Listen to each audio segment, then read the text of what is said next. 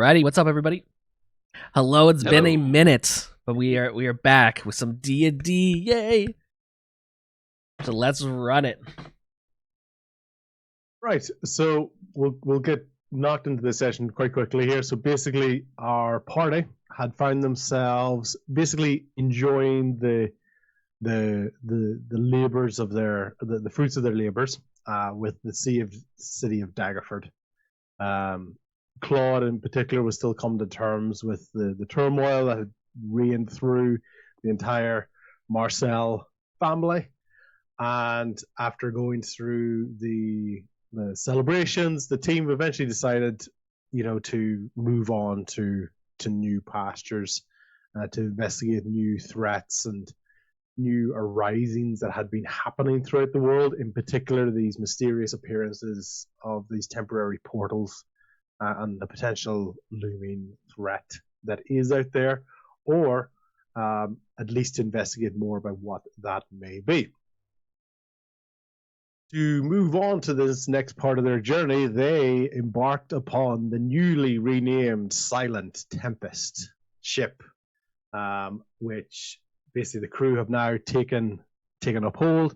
And as they leave Daggerford in their background, we find our party on various areas of the ship as Daggerford gets smaller and smaller behind the party, and they begin to settle for the night. They had basically left around sort of the afternoon time, and the party it's now getting later into the evening. We're starting to see some stars come out at night. Some of the crew are getting their bearings based on these constellations that are out there. And as the party begin to settle their nerves for a day and start to ponder what may be coming up in this next stage, the only sounds they really begin to hear is the light crashing of waves against the side of the boat, and manual labor as ropes are being pulled and sails are being lifted and shrank as we go along.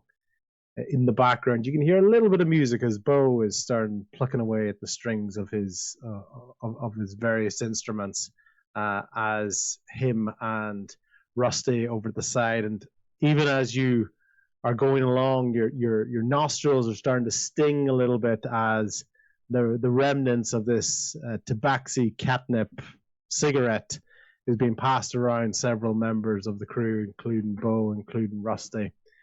And as we're going through, as I'm going to sort a couple of things here on the screen, take a couple of moments just for everyone to kind of say whereabouts they are on the ship at the moment. So we'll start with Tommy as sort of the person who's most at ease on the ship. Yeah, this is definitely the most confident, especially in his stride and his about going around. Tommy has come off as a little bit of a doof, as in different situations, but this it's a different.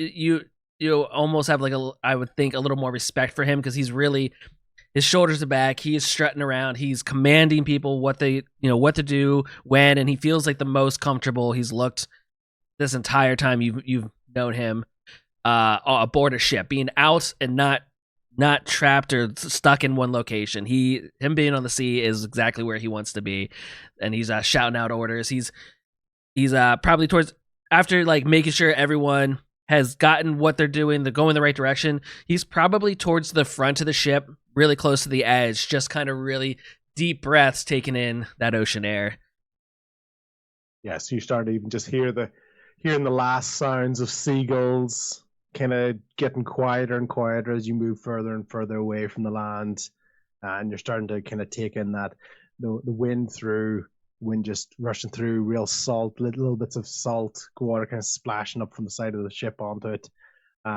You're not in any way annoyed by this or worried about it. You're just enjoying that feeling again, as your sea legs begin to stabilize as you're on the ship. Okay, let's go with Rian. Whereabouts are you? Rian's been, I guess, anywhere there's space on the deck of the ship practicing her magic, and when she's been like when it's evening, I guess she sits on at the railing, kind of playing with Tobin, but also looking at the tentacle from I'm brushing Yep. off all of Yep. the dust Yep. in my brain. What's her name? Kisara. Yes, from Kisara, and kind of contemplating the interaction that Kisara had with the blood between them, and just kind of quietly introspective there, while also just contemplating, getting better at her own magic. Okay. What do you like? Obviously, as an air genasi on the boat, what are you sort of feeling? Are you sort of relatively comfortable? Is it a discomfort for you, or just your more sort of mind is preoccupied? You could be anywhere right now. Yeah, Rian's mind is more preoccupied and kind of thinking about what's next and how she had like a glimmer of a future self of hers where she's a protector and feeling like she could rise to be more than just out for vengeance and be protecting people. Fantastic. Okay, I'm gonna go Claude, and then Tell, and then Bo. Just to give Tell a little moment, just in case he needs to set something up with the microphone. Claude, what are you up to at the moment? Claude's on the deck. Starboard report doesn't really matter. He's got a book in his hands, but he's not reading. Yeah, because his head is just leaned against the side, trying to focus on not moving. He can't. He's used to traveling, but he's not used to traveling by sea, and so he's just doing everything he can to keep his stomach down. Not talking. Can you do a constitution? Can you do a constitution save for me, please? Shit, this is a terrible idea. But I try to. Let it, man. So let me do this. I don't want to vomit, but let me. 10. Yeah, that's fine. Like in this one, not a particularly hard one. It's still relatively stable seas. It's just the sort of, it's more of a slight nausea that you have rather than any sort of real discomfort at the moment. Okay, so you've got a book in your hand, but you're not really paying attention to it. Probably in a just world of your own.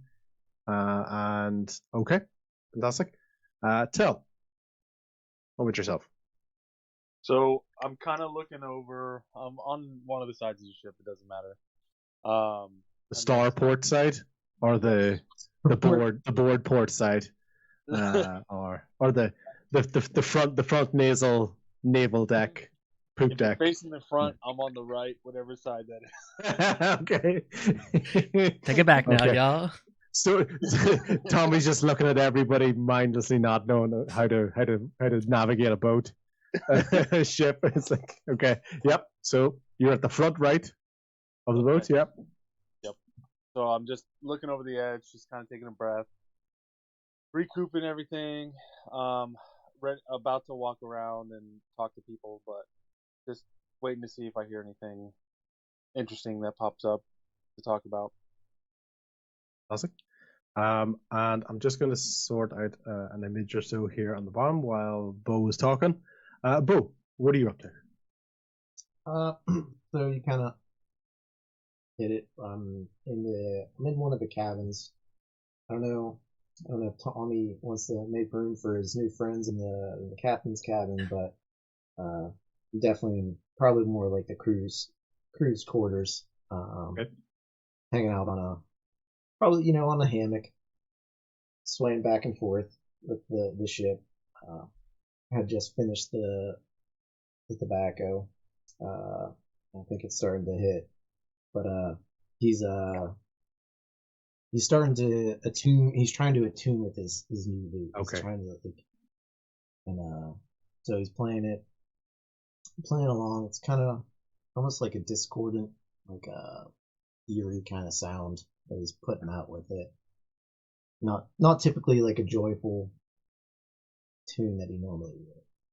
Yeah. If you want to sort of describe that, I'm just trying to get the image that I'm looking up here. Give me an idea of what you're sort of looking at and what that might look like to people that you're sort of seeing or contemplating at the moment? So right now it's kind of starting to think about. Actually, he's probably starting. While he's sitting there, thinking about his past and just like Okay. the stories that he was told, through his family, and he's just really trying to connect with that, like this loop, because he's been thinking about how it is connected to him, like how it got to him and where is it going. I know he got it through the music battle with George. George. But, Yeah. yeah, and he just starts to think about like his past and like his family, and kind of like back in the swamps where he and his family kind of like grew up. Okay. Yeah. And yeah. Okay. So for some reason, it's not quite working here. Sorry for the kind of delay with the pictures. So obviously Rusty is there as well. And so Rusty at that point kind of sees you contemplating and kind of just, at that point he's kind of half asleep. He took some really big drags of the catnip. So you can kind of tell he's asking questions, but every time he gets to the sentence kind of seems to draw off at the end. It's like he's not really finished. He's like, yeah, it's like what's like going on with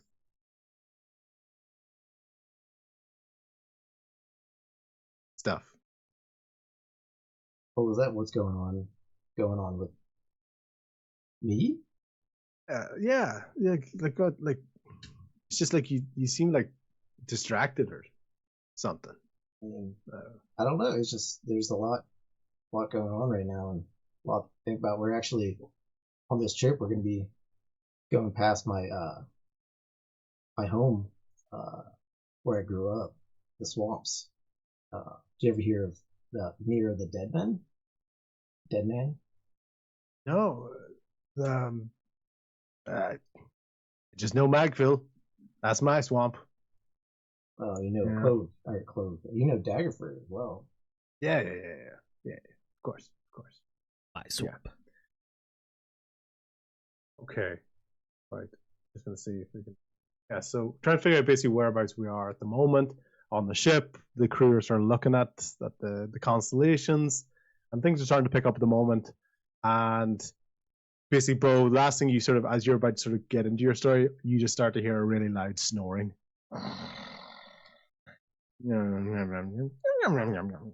Basically, Rusty is completely passed out beside you. Yeah.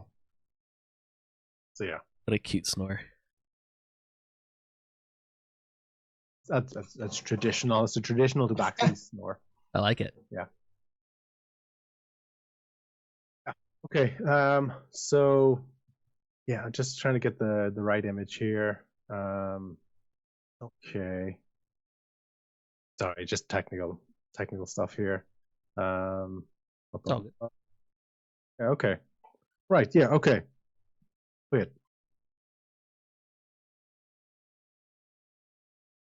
All right. That's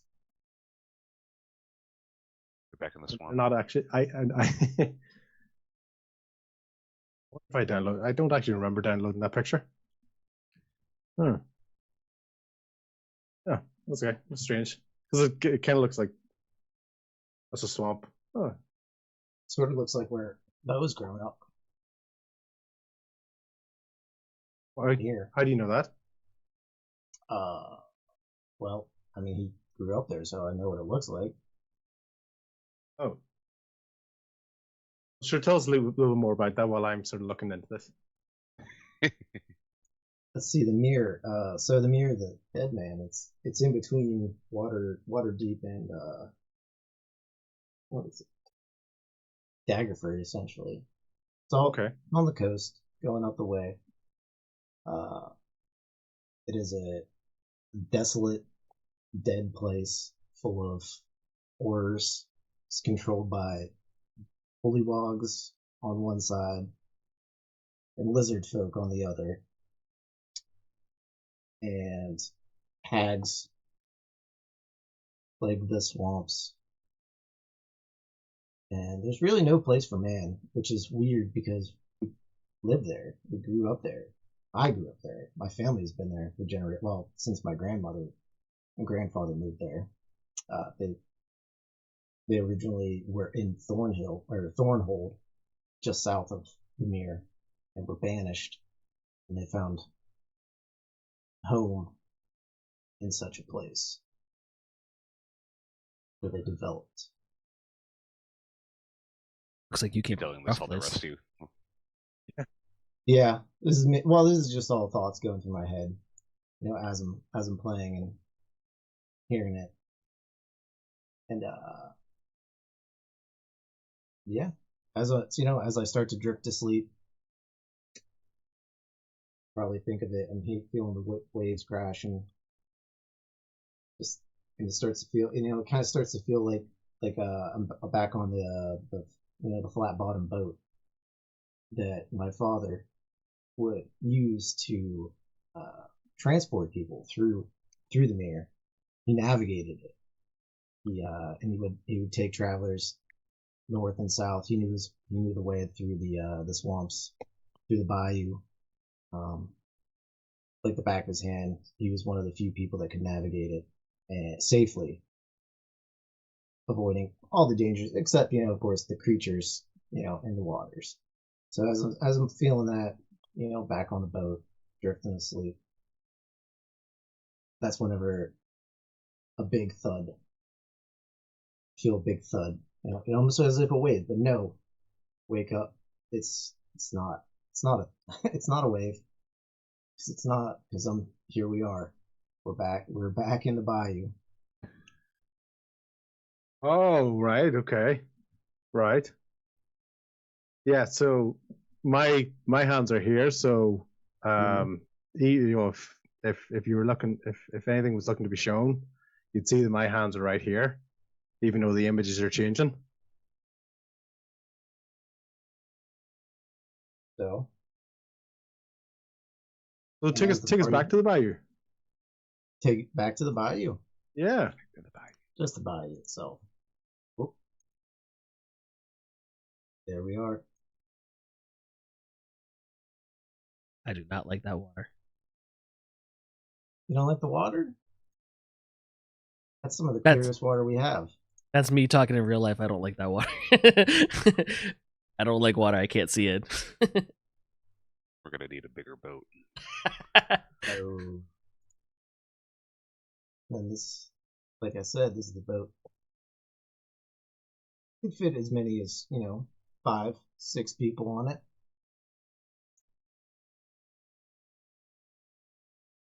You heard a crash, so a thump or some force has basically risen you from your sort of half slumber that you were drifting in and out of, and so it would say it knocked me out of my slumber as much as it knocked everybody else into it. Okay. Right. Okay, so tell us where everyone's sort of coming to rise. Everyone sort of was on their thing, and before they knew it, sort of they're not quite sure if they took was it a long blink or was it that sort of fighting against the sleep that they were going through? But all of a sudden they're starting to. Yeah, everybody was in their own world, kind of, with Rianne focusing in on the tentacle and her past. Claude is trying so hard just to stay, keep his stomach down, and Tommy taking in that nice salty breeze, and Tell just enjoying everybody's company. They all come to, almost as if they took a blink, just a long blink, and we're all here. Well, not everybody. You find yourselves on the riverboat with a man at the helm, and there is still somebody twanging on a lute, and you see them. It's actually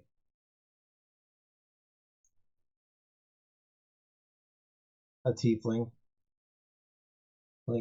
playing the lute. Almost sounds very similar to what Bo was playing before falling asleep. You got him, and you find the man at the helm. at the rudder, steering away. He looks down at a lot of you and he says, "Oh, about time you guys are awake. This is the time where we're gonna need a few extra eyes on the river. How about you, guy? You look like you could handle yourself over on with some crocodiles. How about it?" He's looking at you, Radishing. It's when I paid to get on this boat, I expected to be looked after. Okay, I'm not here to do your job for you. Okay, I'll try to keep everything at bay that I can, but I paid good money to be on this boat. So if you didn't spend it the right way and you maybe need to pick a different route, that's on you. That's on you, pal. I'm just kind of fixing my hat here and get myself ready and kind of got my hand on my hip a little bit and very much sticking to the back of the boat. I'm like, but really looking around because this water is so dirty and murky. There could be anything under the water at any point. To the side of me, behind me, I don't know, but yeah, it's like I'll look after me, you look after you. Okay. Now, see, that's where I think you're wrong. This isn't just a lollygag through the swamp. This is a team effort. We're gonna need everybody looking down at this water. You don't know what can come up, when it could come up. And I've been through it plenty of times, but I don't know how many crocs have snuck up on us. Yeah, well, so, yes, you pay good money, sir, but that good money is doing no one any good unless we both. Well, there's no I in team, so I don't think it should be all my responsibility. What about these guys? Tommy has the dumbest look on his face ever of just like sitting up and like, of what? If I am Tommy, I'm assuming I'm Tommy, so right I'm just like lost as fuck. You are so the man sees how dumbfounded you are, Tommy, and he looks, "Boy, are you okay?" How long have I been on this boat? I mean, we just left Thornhold probably about 3 hours ago. You were quite inebriated, I will say. At least that's what it seemed. And you said you'd be willing to help us out. I mean, in Tommy, his mind, that's not too far from the truth ever. So he immediately just goes with it of like, yeah, drinks. I think people were buying rounds, and he's thinking back to his brain's thinking like the Daggerford bar where people were getting drinks, but like he can't quite picture what happened after that. He's like, yeah, I guess I can help, and he stands up and he's just kind of ready to be directed, but he has that like itch in the back of his brain, like, did I? Anybody else want to react? What's that smell? The hell are we? Smell? Well, that's just the odor of the bayou, son. You mean anything in particular? Bayou? The what? More like pee. The bayou swamp. What's swamp? My swamp. This swamp, this is the Mirror of the Dead, man. We're going up. We gotta get out of here. We picked you up down at Thornhold, me and my associate here. We was gonna take you up to meet my nine, and whenever we do, you said you was gonna help us. He's in desperate need. The associate being the tiefling? Yes, the tiefling who is still sitting strumming. And as you can see, like, so the way that you guys are positioned right now, so obviously not obvious, but the gentleman riding the boat is sitting up top steering, and you're along the edges with a surprise, and the tiefling is kind of sitting more like off to the edge right here, like, you know, sitting strumming his lute. Can I do an Arcana check? Yeah. Just like super confused, trying to pick up on if there's some sort of magic in the air. Yeah, go for it. It's called the what the fuck Arcana check. What are my best at doing? Something's What weird. kind of I have check? a feeling. 12. Yeah, so I mean, this is a swamp. With a 12, it's I mean, it's a swamp. There's definitely some magic in the air. You can't tell where it's more emanating mostly from the boat itself. I'd say actually more directed towards the boatman himself. And you guys, yeah, like there's something coming off of him. Not necessarily. It's not necessarily the swamp itself. How did you Everything say we met seems- again? Why your associate here was buying rounds at the bar, and he said he's a sailor and be able to help us out in desperate need Tommy feels down in Thornhold. You said y'all said you were on your way to Luskin. I believe that's up north. You're trying to meet up with some group. we were going Yeah. to the circus, Tommy, right? when did we get off your ship? I You remember getting off your ship? had my ship, and they rebuilt it. And I went to the tavern to celebrate.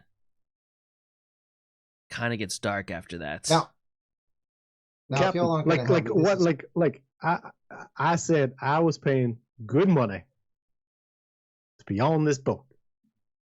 And I don't know what is happening with this crew.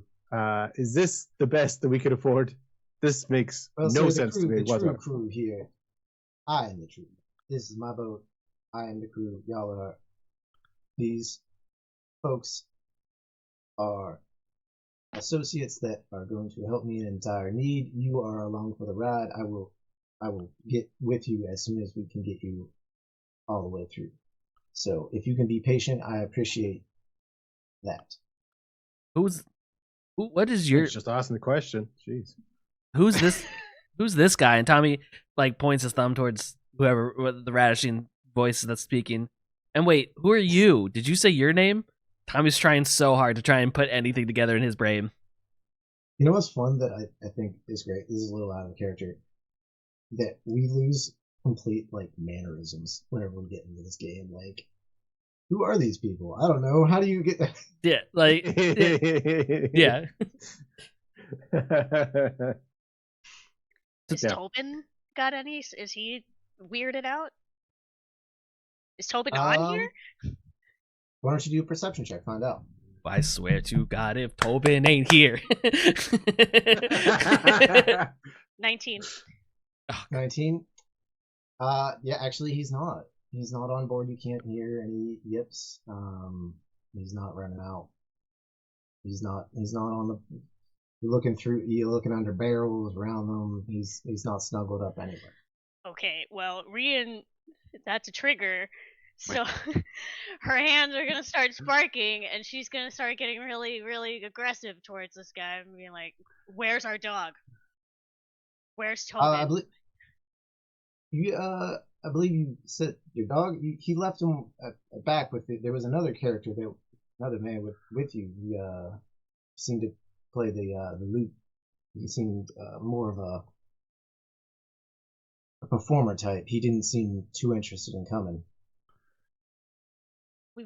Tobin wouldn't have stayed. We wouldn't. This isn't right, you guys. Dude. Rian starts looking around at everybody else. Can I tell if the lute that the tiefling is playing is similar to one of the lutes that Bo had Yeah, before? Give me a perception check. +1, 19. Yeah, you can tell that you are very familiar with this lute. It is a spitting image. Some would even say the exact same lute. The cursed lute or the new lute he just got? The cursed lute. The cursed lute. Oh shit. Yeah, because originally Bo had a banjo, Yeah. and then he won the lute. That's so since then, this is the lute that he won cursed loot, supposedly. Does it? It doesn't like glow with any sort of magic, does it? Does it just look normal? No, I mean you can see that whenever the tiefling plays it, you don't know if it's prestidigitation or like just how he's playing it, but there is a slight glow coming from his fingers as he's clanging along. He's still remaining silent, listening to y'all, just He hasn't. out of the confusion that has come about. All right. Claude Yeah, seems he hasn't said anything yet. He's just No, actually, quietly. he sees Claude like staring at the loot and says, "Do you like this? Do you like how I'm playing it?" I like it a lot. Can I see it real quick? I'd like to inspect Oh. the craftsmanship. Now I know we hired you, but I don't know if I can trust somebody with such a prized gift that I've won. I'm a bit of a I noticed musician that recently. myself, actually. All right, I mean, where are you gonna go with it? And he's gonna hand you the loot. There's nowhere to really go. It seems like we're in the middle of a swamp right here. That's what I mean. Why shouldn't I trust a man who's trapped? Tommy has a quick gonna- flashback at the last time he touched Bo's thing, and he's like, "You might want to be careful with that thing." Claude's gonna try and smash it. He's just gonna swing it to the ground. Okay, go for it. Give me I don't know, an attack roll, I guess. Like I wouldn't do this. I'm committing. They do like an unarmed strike or like a longsword. I don't know. What do I use to roll? I'm just Yeah, curious. let's just do an unarmed strike. Just do Unarmed. it. All right. You're playing that ninja That fruit is game. a- You just throw it up in the air. It's a 17 to hit. Yeah, I mean you smash it against some barrels on the side, and the loot. I mean, it definitely you hear it bong as it hits, but it doesn't break, it doesn't Nothing shatter. happens. No, Shit. now, boy, why are you gonna do that? Why would you be doing? Why I won that loot perfectly fair and square from your friend, and you the sore loser. Am I able to cast counterspell in this situation? Because it's technically a reaction to a spell being cast, but it seems like this is like a concentration over time kind of thing happening. So I don't know if that really interrupts, if it's possible to cast that. I don't really know. The sense I would get from it is that it seems to be if it was a spell, which is unlikely to be, it would be an extremely powerful spell. So you probably get the feeling that it seems to be almost a much greater scale than just a simple like minor illusion or or hypnosis along that sort of idea. So I think you get the feeling almost out of panic that you want to do something, but you just don't know what to do, and almost get the feeling of that if you were going to sort of expel your energy at some point, you want to have a little bit clearer idea of what best to do rather than just firing stuff off. Yeah, I don't think it. My guy back, he's freaking out. He goes, "Whoa, wait! You asked politely the man for his musical device, and this is what you do with it. You ain't touching any of my belongings. You are not touching a single thing of mine, sir." It looks to be pretty fine if judging by my eyes. I cast Divine Sense. Yeah. So you can. Is this? So that's the like smell evil kind of thing. Yeah, so I can detect good and evil, any celestial fiend or undead within 60 feet. Okay. Or Yeah. So you kind of. sense any. Sorry, you can sense anything detected by the Hallow spell as well. Oh. Well, I'm I not don't too know in that. depth yet. But so Okay. I'll give you. So you do that. You start sniffing around, and you kind of get two. You get two odors. Maybe three, not two. You get two odors, and these one's very faint. It's like around you, almost kind of.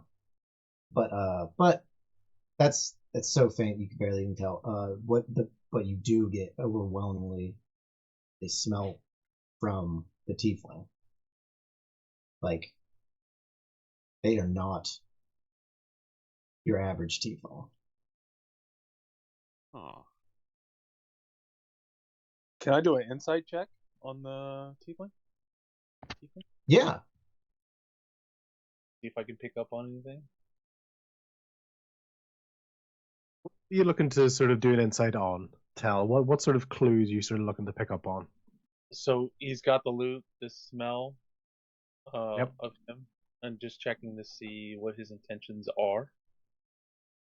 See if Okay. he's telling the truth. Even see if I could pick up on body language. Yeah. Go for it. I got a 19. Yeah, so I mean, he has not given you any reason to not to distrust him so far. He hesitantly gave Claude the loot, but he knew really what could you do. He didn't overreact, anything like that. Whenever he smashed the loot, he seems to be calm and willing to give whatever information you need.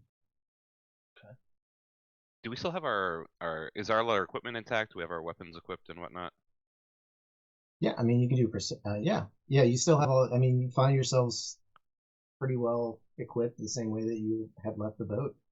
Okay. The last time you found yourselves on the ships, that's where you are.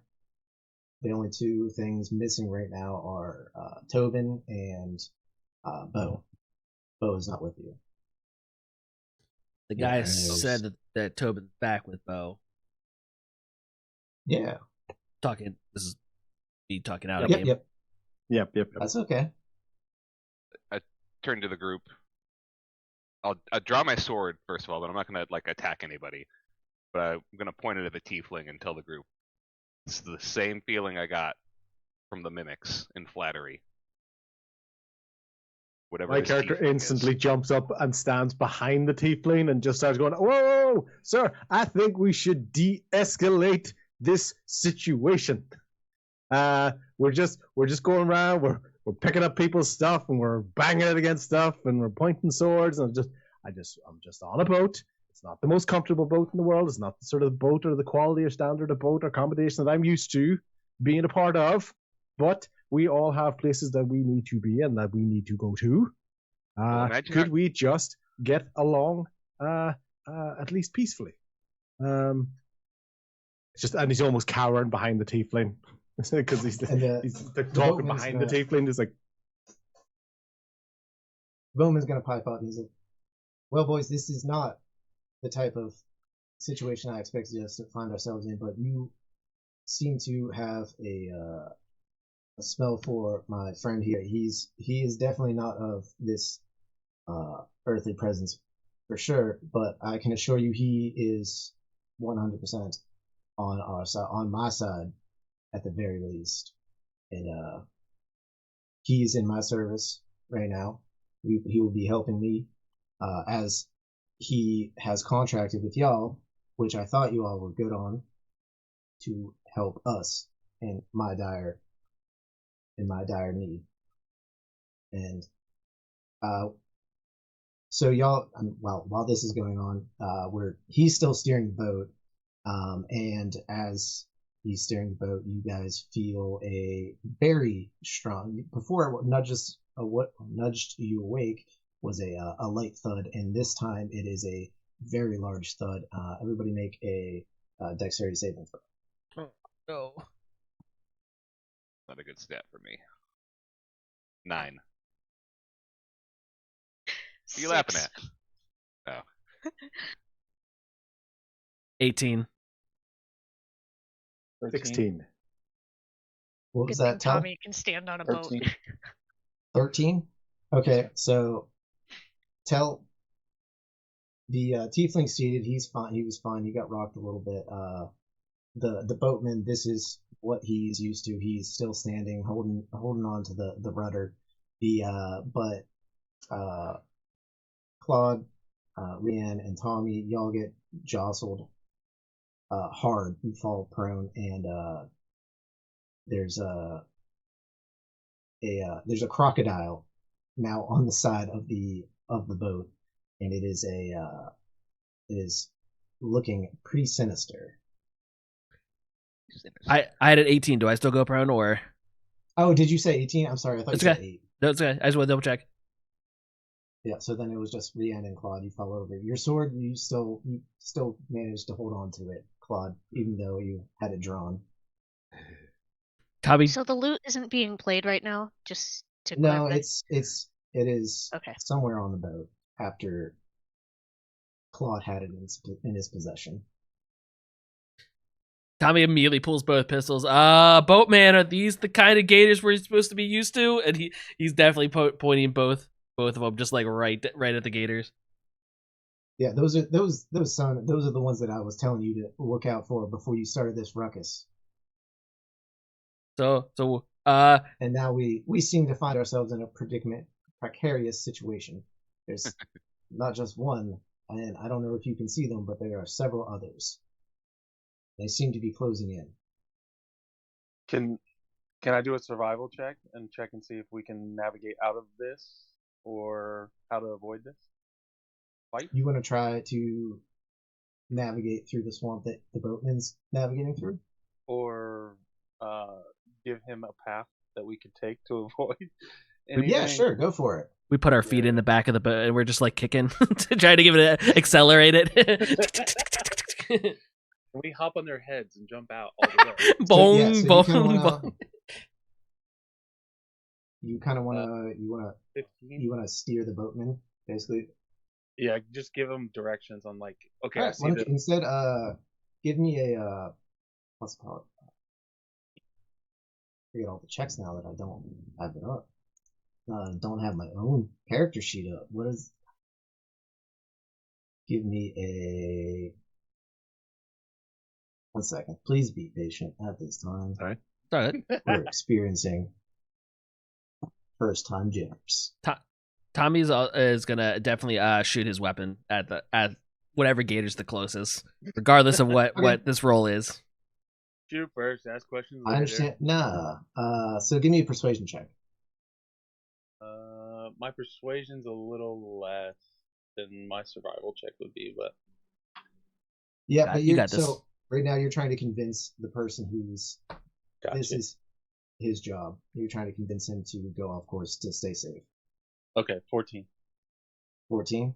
That was not going to be that's not going to be enough to convince this man to steer out of the way. He says, now I know you think you have the best idea in mind for us, but trust me, we are going to make it through this. We just need to get these gators off the side. And that's when Tommy, you're gonna shoot the crocodile itself, or are you gonna shoot?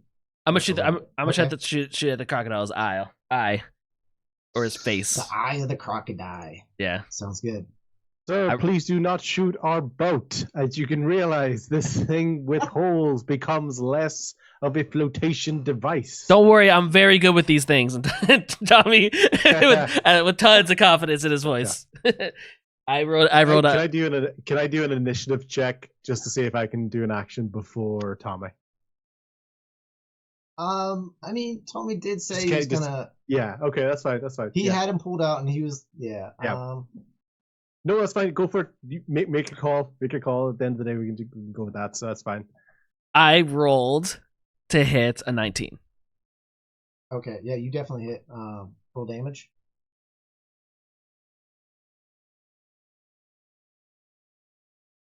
Full 6. Can't be 6, real. He okay. actually hit something. Yeah, he did. He hit it. You hit it. You hit the gator. You didn't hit him in the eye. You actually grazed his snout. But that's enough to send him flailing into the water and off. And not only is he going to go flailing, but you also see the other 2 crocodiles that were alongside and underneath. They're going to start swimming away. So you see 3 trails in a hurried way going away.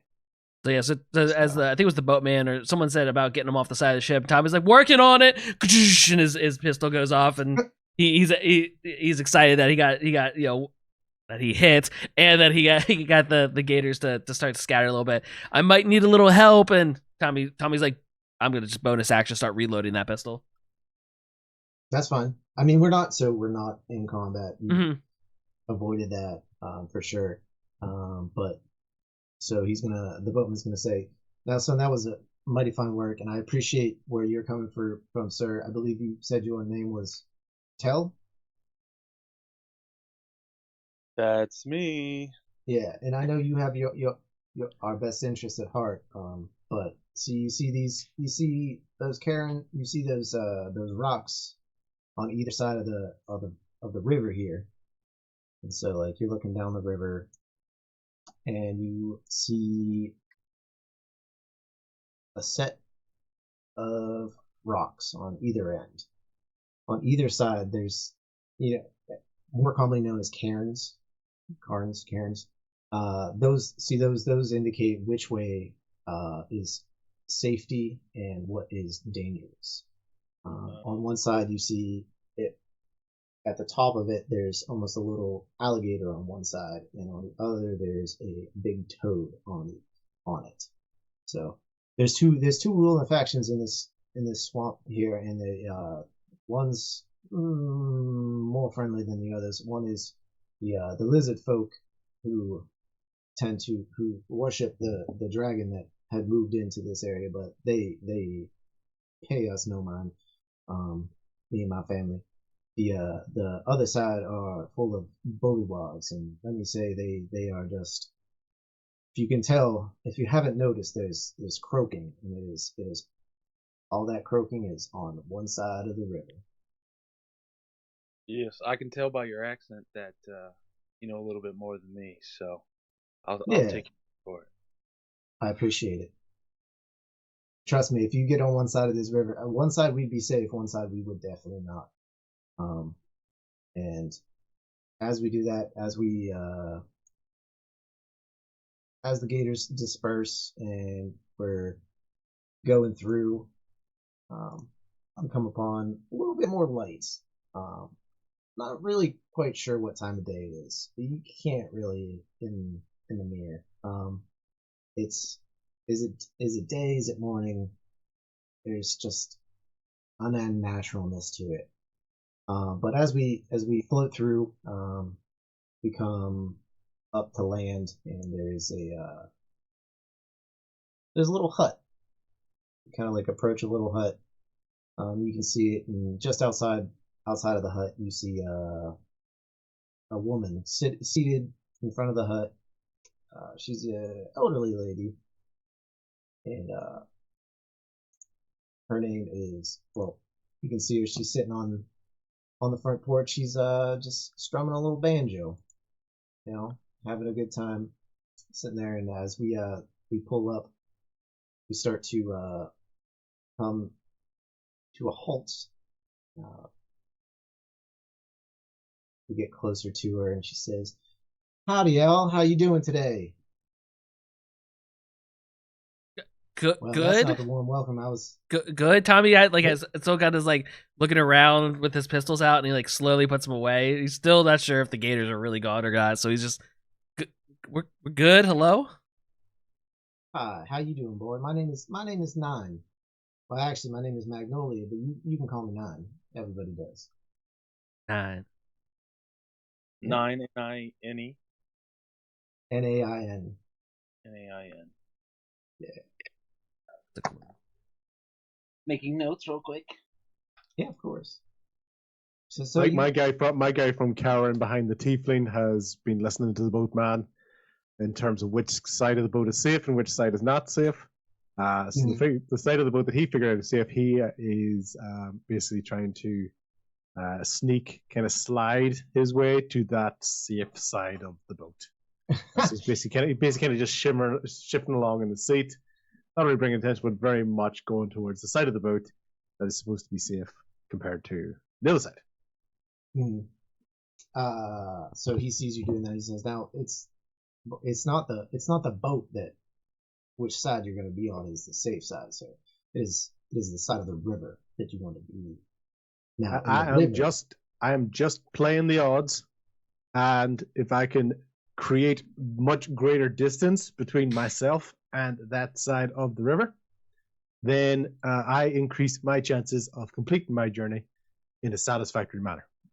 Now, you paid me for money. You paid me good money to get you up the river, and I promise you, as long as you stick with me, you will make it up the river. I just ask for your cooperation in the time being. And that, of I know course, this you have ain't it, no sir. You fancy- have it every step of the way, sir.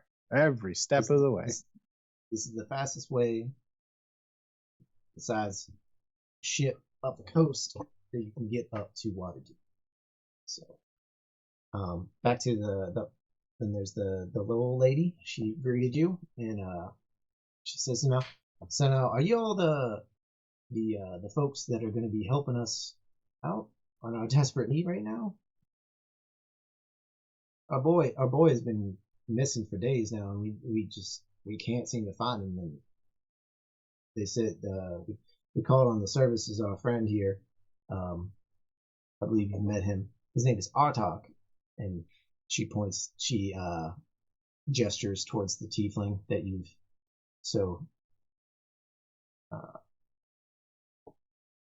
discovered is not quite a tiefling. Sorry, I was trying to come up with a Yeah. Yeah, We've had an abrupt introduction to him. Yeah, including trying to smash his musician. His lute. Yes. Yeah. Oh, sorry. That wasn't. Yeah. Anyway, so she said, "Oh, don't mind him. He's got no teeth. That boy. He worked with us. Mostly in desperate times such as these, and this time he said he needed more help, so that's why he went down to Thornhold to get you, to find a crew that would be willing to help us find our boy. Like I said, he's now 1 or 2 days out here. He knows his way around, but it's been over a week now. Then we don't know where he is, and we've gotten quite desperate. So as she is talking to you, the boatman's gonna walk up to her and hand her take something off of his neck and hand it to her, and with that, Rian, continuing on that Arcana check, because I know you're probably staying pretty vigilant about like what's going on. You can feel that the magic that you felt coming off of him then transfer to her from that end.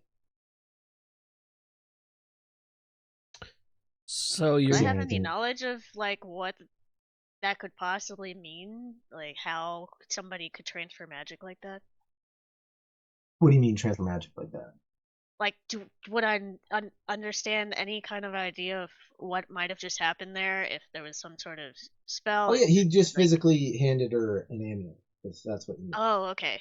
Yeah, so he took an amulet off of his neck that he had under his shirt, and he handed it back to her, and she then thus took it and also put it around her neck. So that's the magic that you felt before when you did the Arcana check. But then, would I have any knowledge from previous, what amulet is? What kind of amulet is? Yeah, maybe not that specific one, but what it could be doing. Give me. When you did the Arcana check, give me a history check, because you have a moment. You definitely have a clear visual of the amulet switching hands. 6. It's a magic amulet. You can't really get a good look at what's on, embossed on it, or how it looks, or like. You do know. So I will give you this with Arcana check before you do it is almost let's say devilish in nature. Almost. It is not of the earthly plane. Okay, well I'll just announce to the group, like, there's something up with that amulet, guys. His hands go back to his guns a little. He doesn't pull them out, but he's Are you trying to say that like whisperedly? No, I'm not even trying to hide that I don't like what's going on here, and that I'm very suspicious of everybody that's not in our party. Okay. My character's gonna step up and just be like, I believe everybody just seems to have completely forgotten their manners, and walks up to the woman and goes, "My dear, May, you mentioned that your son was missing. I have a journey to complete. I would, if this is part of the agreement, that we need to do this so that I can get on my way. Can you give us a little bit of information about your son? Yeah, so my son, his name, of course. Now I will address that. I appreciate your candid nature, sir. But I will address the terror that seems to be forming around this amulet that I have. Now, like I said, there's no fear about that tiefling. He is actually a fiend, if you would, from the nine hells that we have so purposely summoned ourselves. Now that in itself is a long story, and it definitely has to do with the safety and sanctity that we have here in this desolate swamp that you see around us. This amulet is the summoning. We created it through the sacrifice of my husband at a desperate time in a life that it was either one of us or none of us would survive or would die. One of us or all of us would die.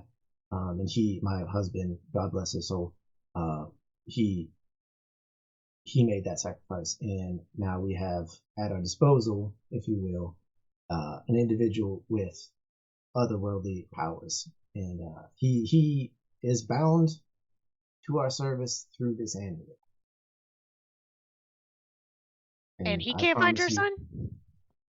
He can. That is now that I guess we can get back to what this gentleman.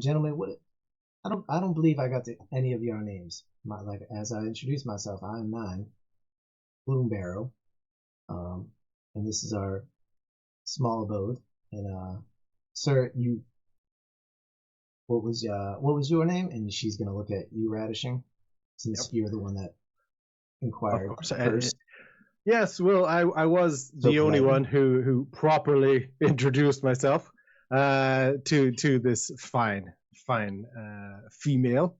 My name is, of course, Deacon Alder, and he has a little hat and he tips it off, and I guess I'll come back to it in a second. But you did mention Gloom Barrow. Is that the surname? Yes, that is my name, and that is my son here. Cricket, did you not introduce yourself, son? And he's gonna say, Ma, I introduced myself way back whenever we picked them up, but they didn't seem to be the right state of mind. Right state of mind? We've been kidnapped. Ma'am, I remind you that you came here, well, albeit forced by your compatriot here. I believe you said your name was Tommy.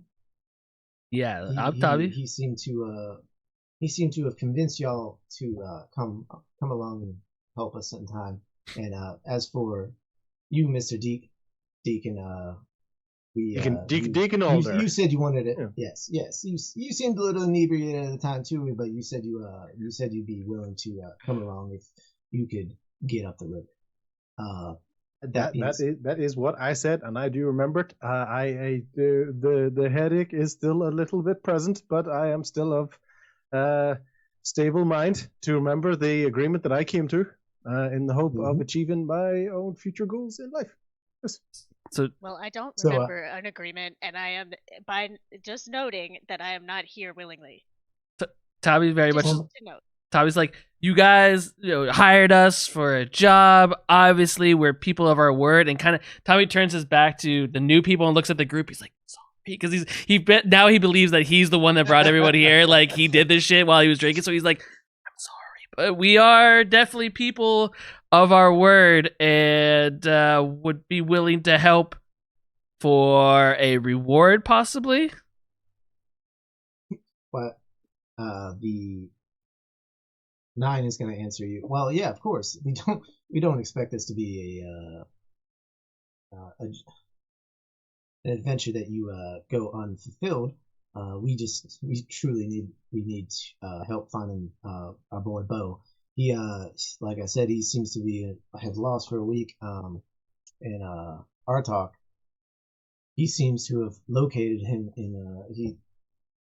or at least hopefully might have located him if y'all would be willing to help. Ma'am, I know you say you you're here unwillingly. If that's the case, you can stay here with me. This my hut, this area, this is a place of refuge and safety. I assure you. I Is- don't want to stay here. I want to go back to our ship. We were going somewhere. We had our own mission, Well- quest thing. Right. See, Tommy's like kind of like looking at Ray like, we will definitely get back to that. If I said I would help, I'm kind of a man of my word. And he's like, he has like the awkwardness of like, damn it, did I say something? What did I agree to? What the hell am I doing? But he's also tried to like convince the group, like, because now that he knows there's money involved, we guys, you know, helping is kind of what we do. And you know, what's a little detour on our road? You know what I mean? Well, then this is your side quest, Captain. Does 9 give off any of the fiendish or evil vibes that I got from the No. tiefling? Okay. Human. Can What's I that- do what's that insight to sniffer? see if she's been go up just on the neck. Nope, it's still coming off the devil. Just the tiefling. The fiend. Yeah, the tiefling. I do insight to Archhawk. see if she's been honest about all the things she's been saying.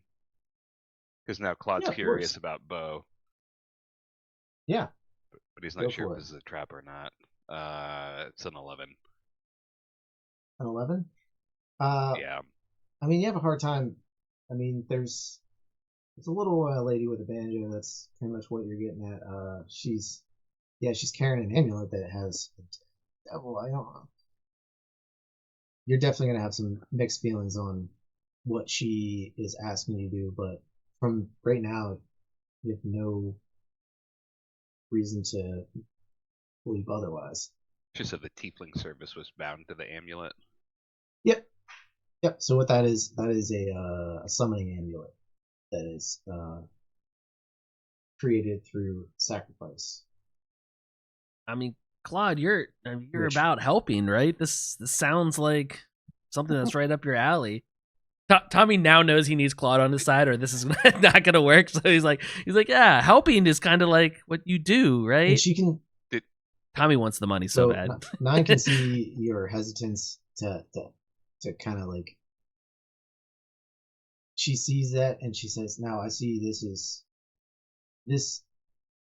place. It might give off a vibe, but every dark hole, every desperate and desolate land has to have some type of hope. And I assure you, this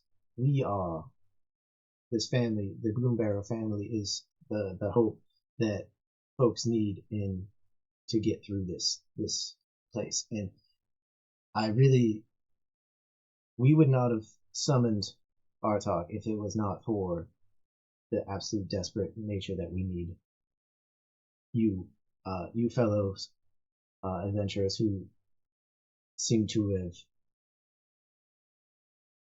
and lost my my character is basically right there because he's in front of her, and basically you can see as soon as you said the name and confirmed who it was, basically his facade of being helpful has just slipped away whatsoever, and he's just it had to be him, didn't it? Like I just want to go from A to B. I'll do what I can, but it had to be. Oh, Gloombar. So I want to apologize to her and sorry for not introducing myself, but still cautious. I say my name is Viator, and it's nice to meet her. Oh well, nice to meet you, Viator. I believe it's nice to see a fine person like yourself. And then there's no need for apologies. It seems that there's definitely some type of misunderstanding here that y'all think you're doing something that you might not have been. Yeah. But I assure you, my cricket, I raised him to be as honest as I am, and he would never mislead you into what our intentions were to be. We desperately just want our little Bo back. Mm-hmm. So tell me about Bo. When did you lose him? Oh, but like I said, it was almost a week ago. He met with his boy. He went out playing with his friend. I know what you thinking? Like, what kind of friends you got here in the bayou? This boy, he's a small boy. He's probably about 10 or 11. He's actually now. I know what you're gonna think, but he's his friend, his only friend that you can find here. He's a doppelganger, and his name is Hax. Hax with violet eyes. And Bo has a good time with him. They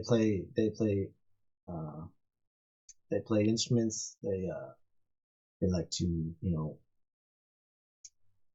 go skipping rocks, this that, go catch crawdads and whatnot. All the little things that this boy can do. I mean, around here, it ain't much fun for a child, I admit, but this is probably the only child he gets. And so him and Hax went off, and that was the last time I seen him or Hax. And that's where Artok kind of tracked them down. And Artok found them. I believe Artok, would you mind telling him what else you found? Yeah, so this Artok, who has been quietly standing. Now imagine he doesn't have his loot still, because somebody smashed it. It's Tried in one to. piece. Or attempted. Attempted to smash it. Supposedly. An attempted. Allegedly. Alleged. That's the word I was looking yeah. for. Alleged. Yeah. Yeah. So this Hax will know he is here. He runs with a group of other doppelgangers. He's young. He still kind of retains his humanness as before he actually has fully transitioned into his doppelganger form. I don't know if you know the anatomies of a doppelganger. They're quite sinister, and that's coming from someone such as myself, as you know now. He was a boy, and as soon as he hit adolescence, that's whenever he began to transform into a doppelganger. And he was coming from the same place that we picked y'all up, which is Thornhold, which is just south of Mir. He seems to run with that group of doppelgangers that we have tracked down, if you will. And so that is the first lead we have, if I will be honest.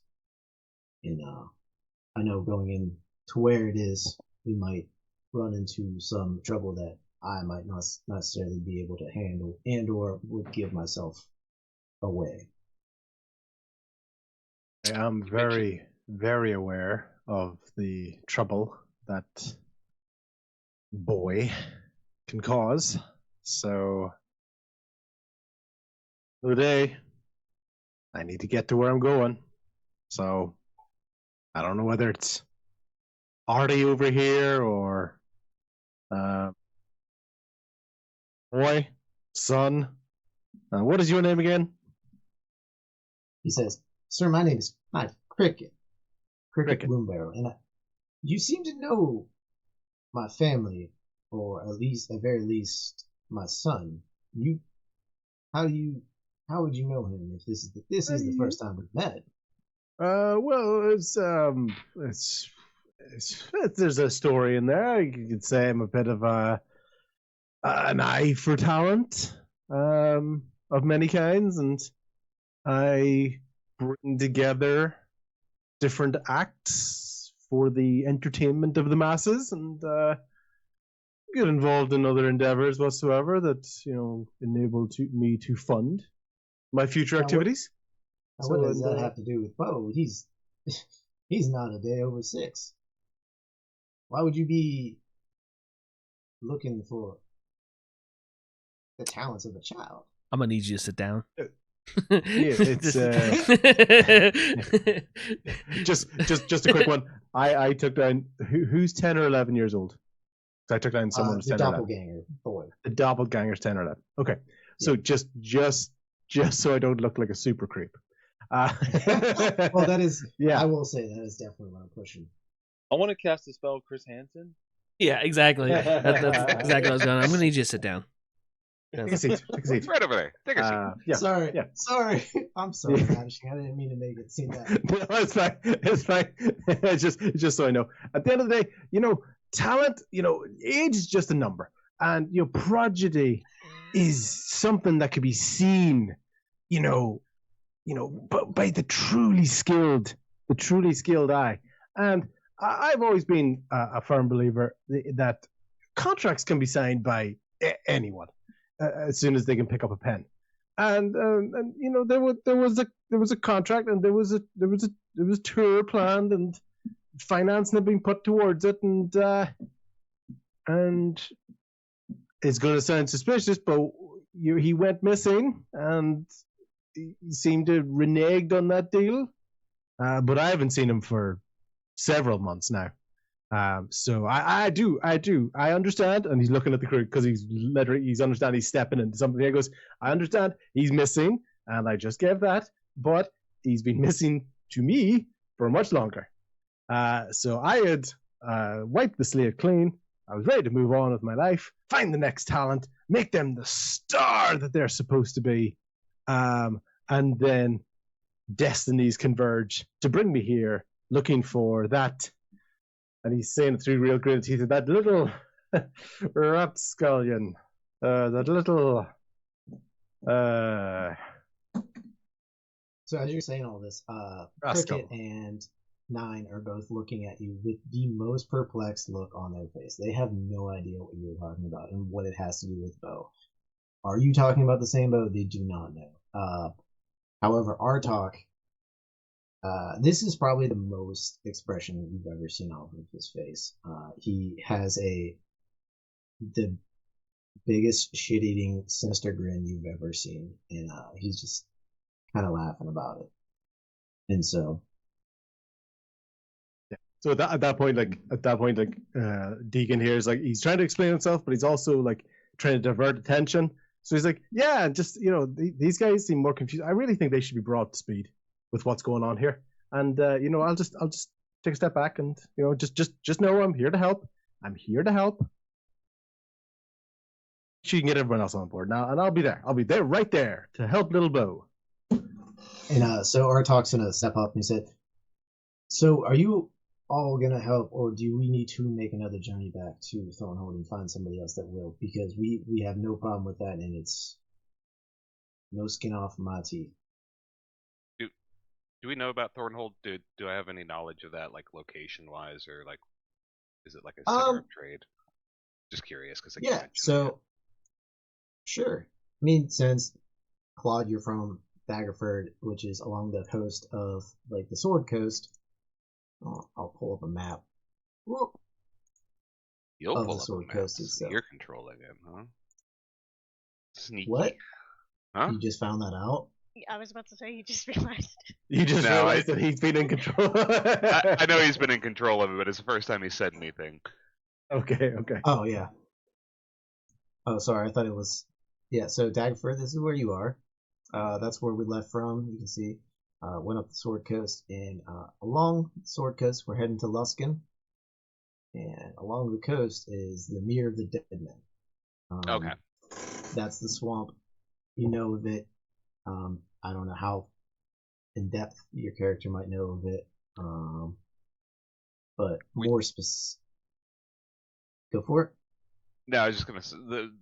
What I was getting at is just like physically, if it was still on our route, or if like we had been transported to some like other dimension, like we actually were passing. Oh no, we're still on the Sword Coast. Yeah, so Thornhold is a almost as you can see from Leland to Thornhold, that's the fastest route, the most direct route is through the Mere of the Dead Men. And zoom in. Oopsies. I would like to do, if I can, like a sleight of hand. Like I said, it's ahead. on its way to Neverwinter. Sleight of hand. I want to do I'm trying to think of the best way of doing it, but I think sleight of hand would be it.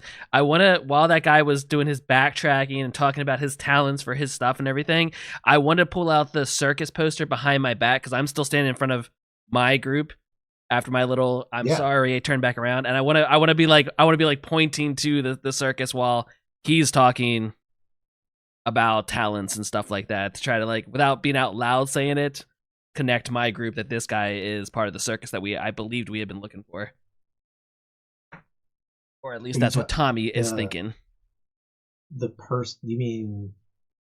So Deacon, or- Radisheen's character that was speaking, and he was backtracking and doing his, like, looking for talents and everything like that. And Tommy still has the flyer from the circus, and he is putting together that this guy, he thinks this guy is from the circus, but he wants his group to know without being out loud about it. So Tommy pulls the slip of paper with the circus thing on, puts it behind his back. It's okay. Yeah. And I don't have a map of the circus, but okay, go for it. I have a dirty 20 for it. So Tommy very much, like, after he said his sorries to the group, he was back. He's listening to the whole conversation. He pulls the paper out and slides it behind his back, and is kind of like pointing to it, non-verbally, getting the rest of the group on board of, like, guy that's talking right now, I think has something to do with the circus. And then he puts the paper back in his pocket.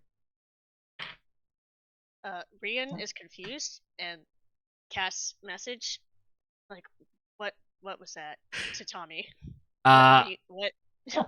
We've been trying to look for the circus, and this guy talks a lot about talents and looking for other talents for money. It sounds like such type of situation. So I think he has something to do with the circus, but I'm not sure. That's why I'm not saying it out loud. This was all through message back to Rian. Rian's kind of catching up with everything, especially being shocked to be so confused about where we are. You said this. The boy you're looking for, his name is Bo, and there's disagreement about how much time went by. We had a Bo. Are you, like, is your son and wasn't Bo an elf? Bo is human. Oh, okay. Then, like, could we possibly It's okay. have the I always same forget bow? your guys' race too. Does anybody remember where our bow is from? Like, it's kind of suspicious to me. This is the only thing I'm grabbing onto at this point that is a constant, that there's two bows, and we have a bow, and it doesn't seem like a common name. Unless it is a common name with y'all, and the Dragonborn just don't use it. What's the same last name? I'm sorry, what do you mean you all? Excuse me? Claude hit it dead on. I mean, they threw it out there a couple times. Last name of Bloombarrow, which is Bo, the Bo Bonuk. That is his same last name. But you left Bo behind. We left Bo behind. You saw Bo. You saw our bard with our dog, and you left him behind. And so now I'm extraordinarily confused who you saw, if that wasn't your Bo, but they have the same name. If I do remember, I don't think he actually said he saw the dog. I think he was just told that you're leaving the dog with him. I mean, this is Cricket.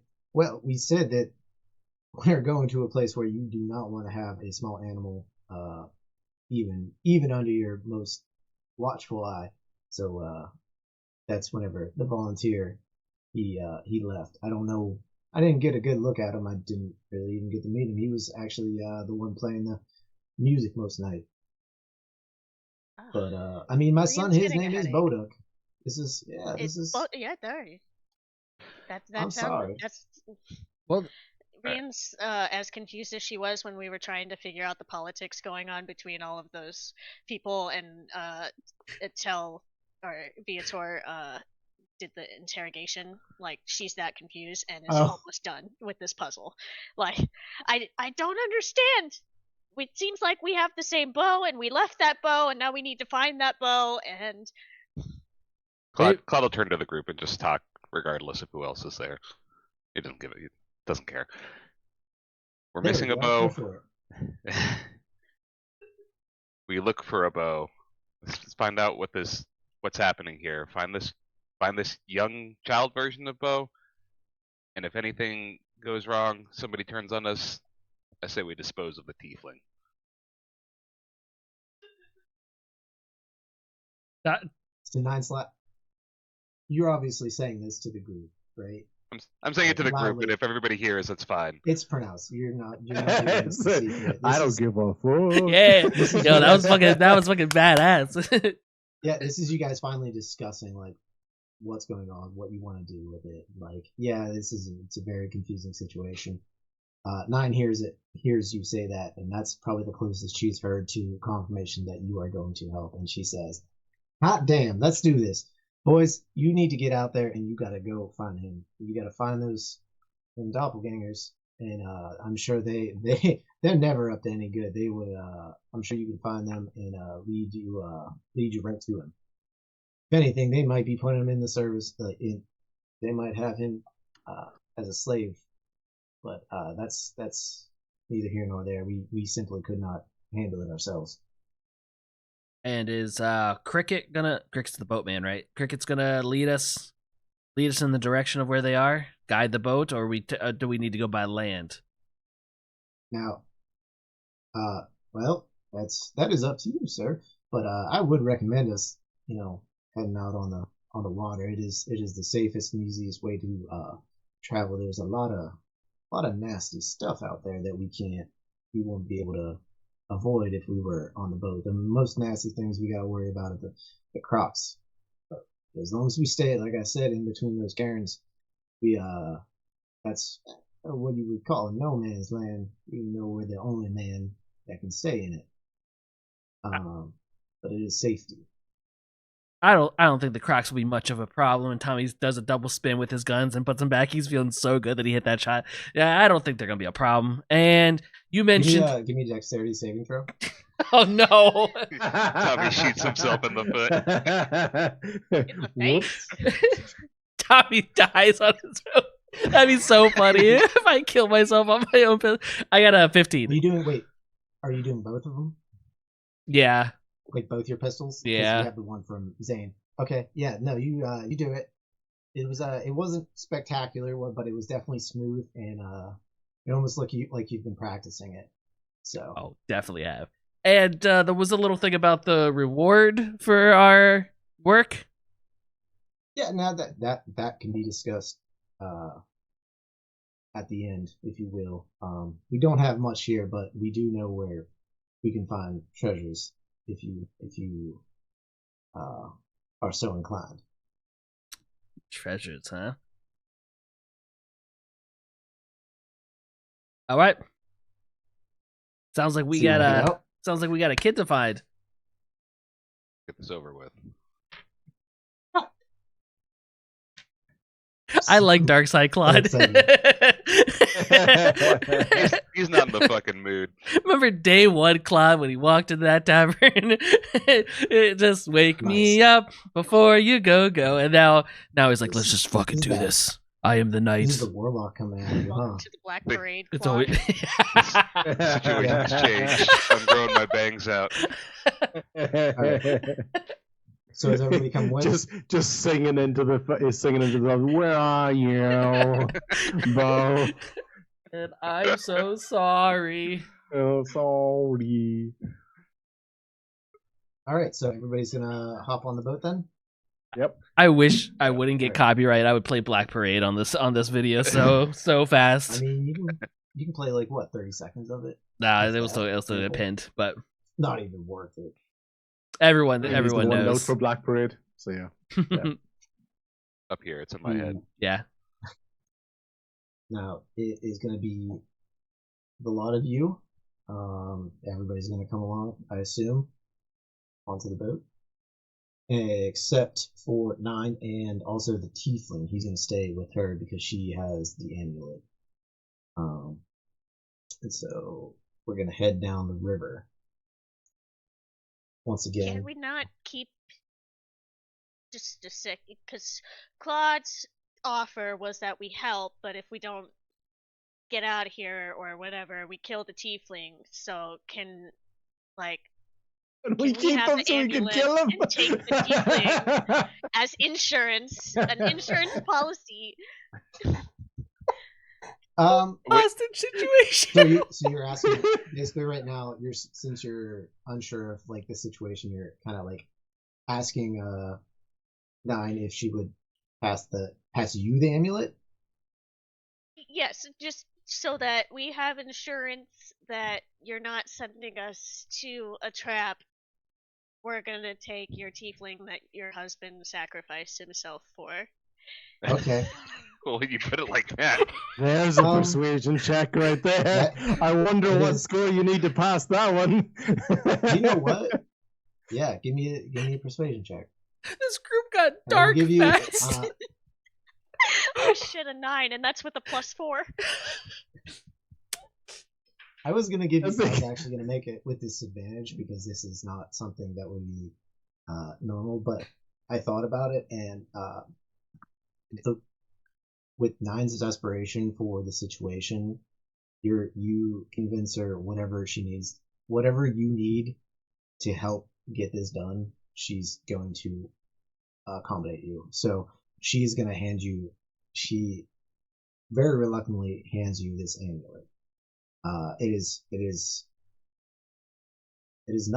an amulet made out of stone. It is an amulet. It is made out of stone, almost granite-like. It has some runes in it, and it's has a red, almost not like a red aura to it, almost stained. Ryan's gonna put on the amulet and then immediately get really brusque with the tiefling, kind of like Samwise Gamgee when he's tugging Gollum.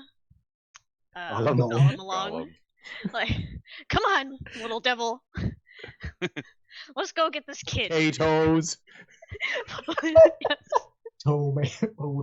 Yeah, so he's boil gonna them, say, mash them, stick 'em in Stick 'em a in stew. stew. Yeah. all right, I'll come with you. I mean, you got to remember that man is not a leash. I will be. Just so you know, and he will climb on board as well.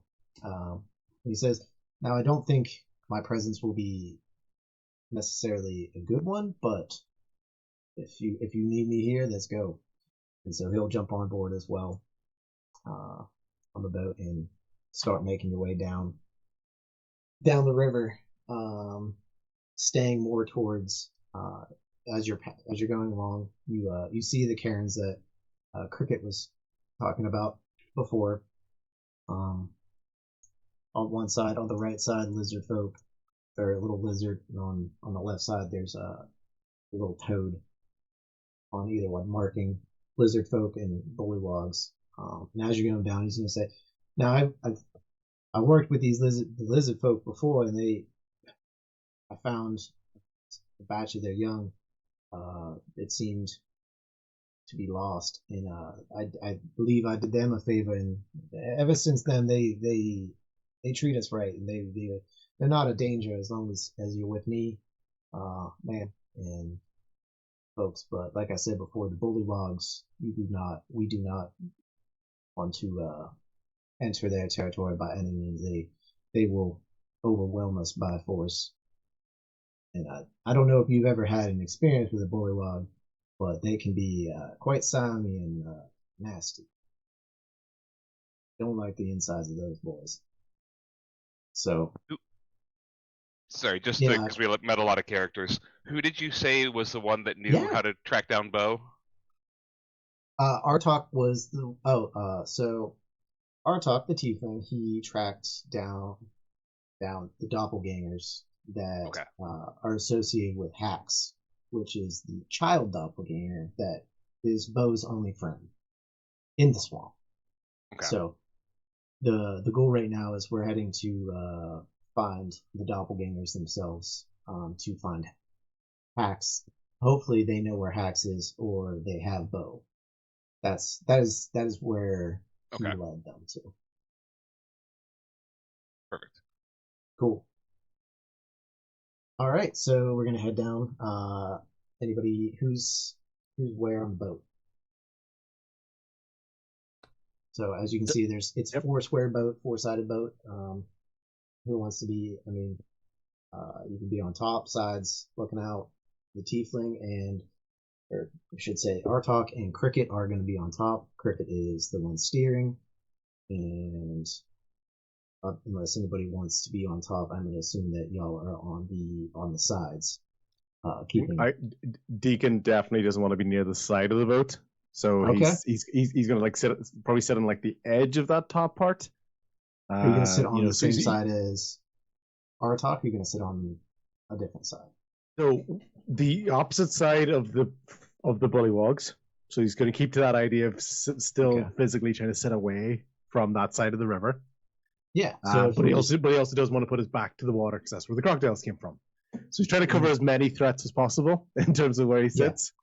So I'm kind of thinking like if we're looking, we're kind of sitting, we're going up the river. The lizard folk, the lizard cairns are on the right, and the toad cairns are on the left. So I would be imagining you're up here on the right side corner, sort of with your back to Cricket, watching that corner out. Yeah, perfect. So, anybody else have a preference on their location? Claude's gonna sit closer to the back so he can see Artok. You're gonna keep an eye on him? Yeah, I'll sit on the on the side, but towards the back of the ship where I can at least keep him like in my peripheral. Yeah, he's actually gonna be sitting up. He's gonna be on the other side of the boat as Deacon, and he's gonna be facing backwards. He's gonna be staring. He's gonna be just looking your way as well. He has since boarding boarding the the boat, he has picked up the loot again, and he's begun playing it again. Rand's also towards the back of the boat, just watching everybody. I can keep everybody in the field of view. Yeah. I love Ryan just freaking out everywhere. Just like everything is confusing the shit out of her. She's just like, I don't know what's going on. I don't know anybody. What's happening? When is it? Why is it? How is it? Maybe it's just head spinning. Ryan's just perpetually out of her comfort zone. Tommy initially starts that way, but as soon as money's involved, Tommy forgets anything that's questionable. It's just like, oh, okay, there's a reward, cool. Tommy will definitely be on one side of the boat with his not pistols out, but hands on his pistols, just looking for gators. Looking for gators? Okay. So you're kind of like on patrol? Yeah, definitely on one side. I'll say the right side. Okay. So you're on the lizard folk side. Yeah. No, actually, I'll be on the bullywogs side of the boat. Bullywog side. Okay. Bullywogs, yeah. So you're on the toad. Sounds good. That's probably a good idea. I mean, now that you said that, that's a good idea. Tommy's no longer on the boat. No. So, do you have any? You want to be on the same side as Tom? You want to be on the opposite side, watching the other side? So after we got Deacon up front. Parts of the ship. Go ahead. So starboard bow, so it's the front right of the ship. But I'm looking. You're gonna be up there, looking backwards. Okay, cool. Yeah, towards the back. All right, so we're gonna go along then.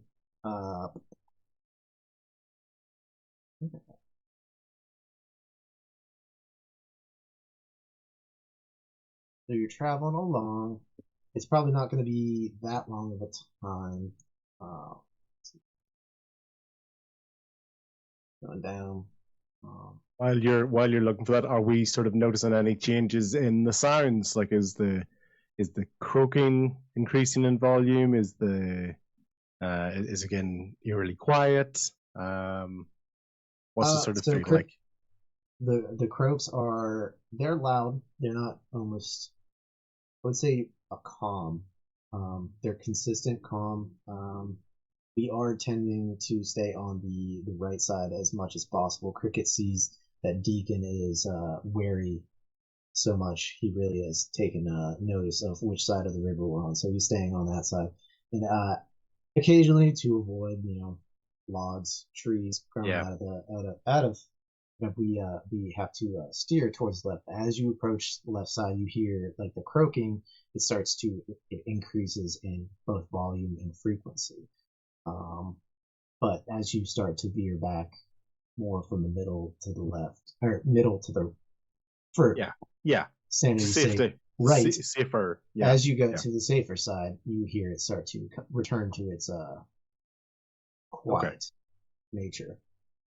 So, Thank you. and with all of you on watch for gators, you can easily spot them as they're coming, and I'm sure you can. Is there you can see them. Let's see. Every so often, basically. The person that Deacon- wanted to give me a, Deacon, since you're here, give me a perception check. Intel, give me one as well. Yeah. So perception is 18 and 2, so 20. He is like Okay. laser focused on this water. Yeah. Tell. 10. 10. All right. So tell you kind of have an idea. I mean, you're staring at the water, but I don't think you're used to this kind of water. As you can see before, like in that original picture, it is not a clear water. Luckily, our man Deacon, the paranoid, if you will, he is able to spot a couple crocodiles coming his way, and at least coming off the banks into the waters, and they seem to be following the boat itself. Yeah. Every so often, if you want, I can do an animal handling check. But basically, from my hip, you basically see me unholster something, and a whip comes out, a particularly long whip, and every so often, I'm just trying to crack the whip sound, just as a way to basically try to, No, scare I them. hear what you're saying. You're trying to, you see them, they're out there, they're probably Yeah. like 15 feet away from the boat at a steady Yeah. pace. And go ahead, give me that animal handling check then. Yeah. So 12 and 4, 16. Okay. Yeah, these crocs, you see that, you do that, you've let out a couple, how does it happen? I know you kind of described the cracks.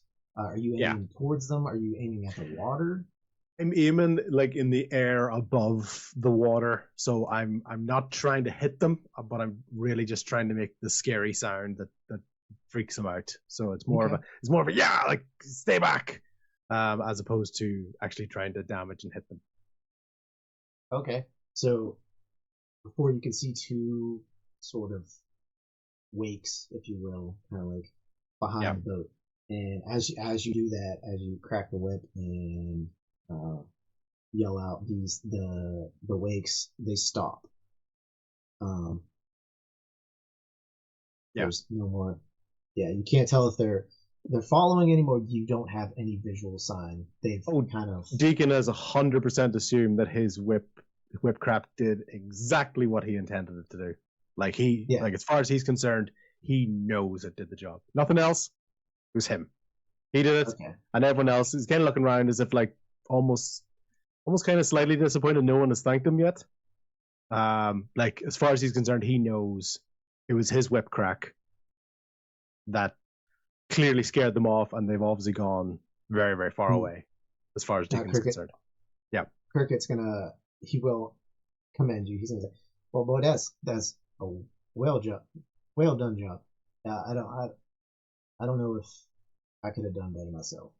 But he looks out over he's the like top tipping of the it. hat, and he's like making a big deal. He's like, "You're welcome. You're welcome. You're welcome. You're welcome. You're welcome." But unless you give them boys something to actually be frightened of, they can't guarantee they're gone. So. As he cracks the whip, Claude's gonna make eye contact with Tommy. Just kind of like to confirm what Tommy was trying to hint at earlier.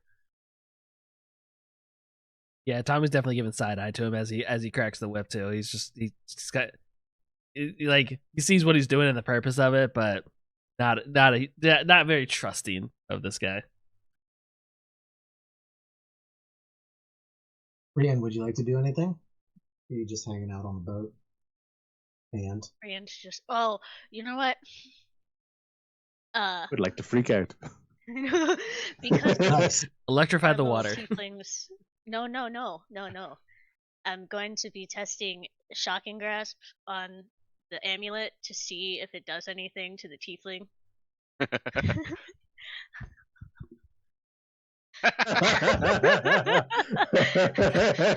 Like little zaps. So we are 1.5 hours into it, and we've already broke the Geneva Convention with torture now at this stage. So attempted electroshock therapy. So yeah, okay. Yeah. We're So testing.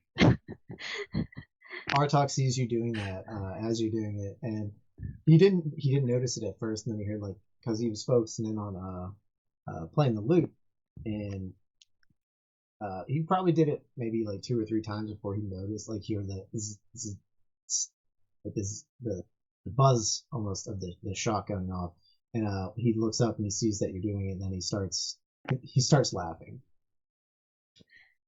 That is not the reaction that Rian was hoping for, so she just kind of like puts it down. Ma'am, I told you that is not a leash. It is simply a device that is used to acquire my services, to bring me into this plane, if you will. Rian's gonna try and play it off and just be like, I've never seen one of these before, so I was just, testing the waters here. Scientific mind, Had Of to try course. some I'm sorry. things. Maybe that's foolish of me. Tell, would you like to do anything? Well, you give me the perception check. Sorry, Tommy. That's right. I was going to ask you if you wanted to do anything as we went along here. Tommy's just keeping a side eye on the circus man and keep an eye out for gators. But well, you're the only person on the left side watching, so let's get that perception check going. Okay. He can handle the ones on the right. Let's see. That's a 22. That's a 22. Okay, so after Deacon cracked the whip, those tails or those wakes went away. However, you noticed because you're looking deeply into the water, and we went past like almost a clear spot, if you will, if there is such a thing in this water. But as we do, you see those gators swimming underneath and onto your side of the boat. Tommy will have his pistols out, but he's not gonna shoot yet. If they're not looking like they're aggressively coming at the ship, Tommy will just keep an eye, and he'll say, "We got a couple gators of swimming around my side," and just keeping an eye on them. You say that out loud? Yeah. Okay, and Cricket's gonna say, "See, I told you. They're not gonna leave unless you give them a reason to leave." I mean, I got 2 reasons right here. He won't shoot. I'm not gonna shoot. It's just he's ready for if something needs to go down. Okay. Are they visible from? Am I on the far side? I can't see them at all. No, you can't. They are underwater, and Tommy, these are the 2 that came off the shore that Deacon cracked his whip at. They submerged and if essentially basically were like hiding and hurried up in front to the left of the boat, and Tommy's good perception roll found them. Okay. Essentially, they were like hiding essentially, and but they're submerged right now. Cricket, do they Right, do they normally just come at just aggressively always come at you, or do they kind of just lurk around? Depends on where they want, if they're hungry or not, and there's an easy meal that could be had, but they normally are a nuisance. Sometimes more than others. But like I said, that first time that they came, if you wouldn't have hit him, my lord, we would probably been in some trouble. But thankfully you made that shot, and it was a dead-on shot. I've never seen quite a marksman. Now, of course, it looked like you were just trying to graze him.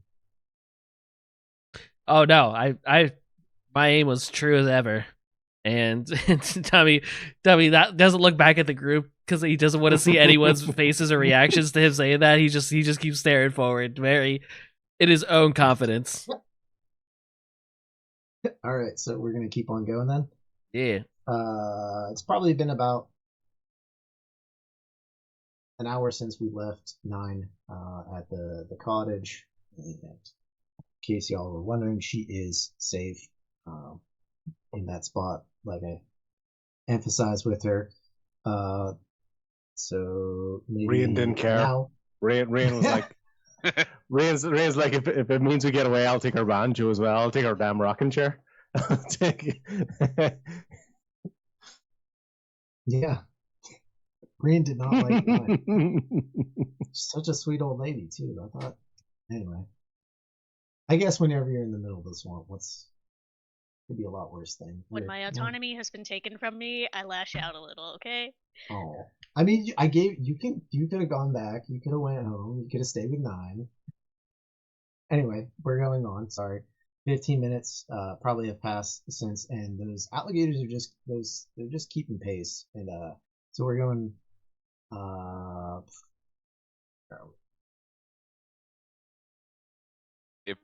If they surface or anywhere where I can actually see them, then I want to take an action. Okay. Yeah, I'll let you know. So you're basically kind of like readying an action. Essentially, you're keeping an eye on that. Yeah. Right.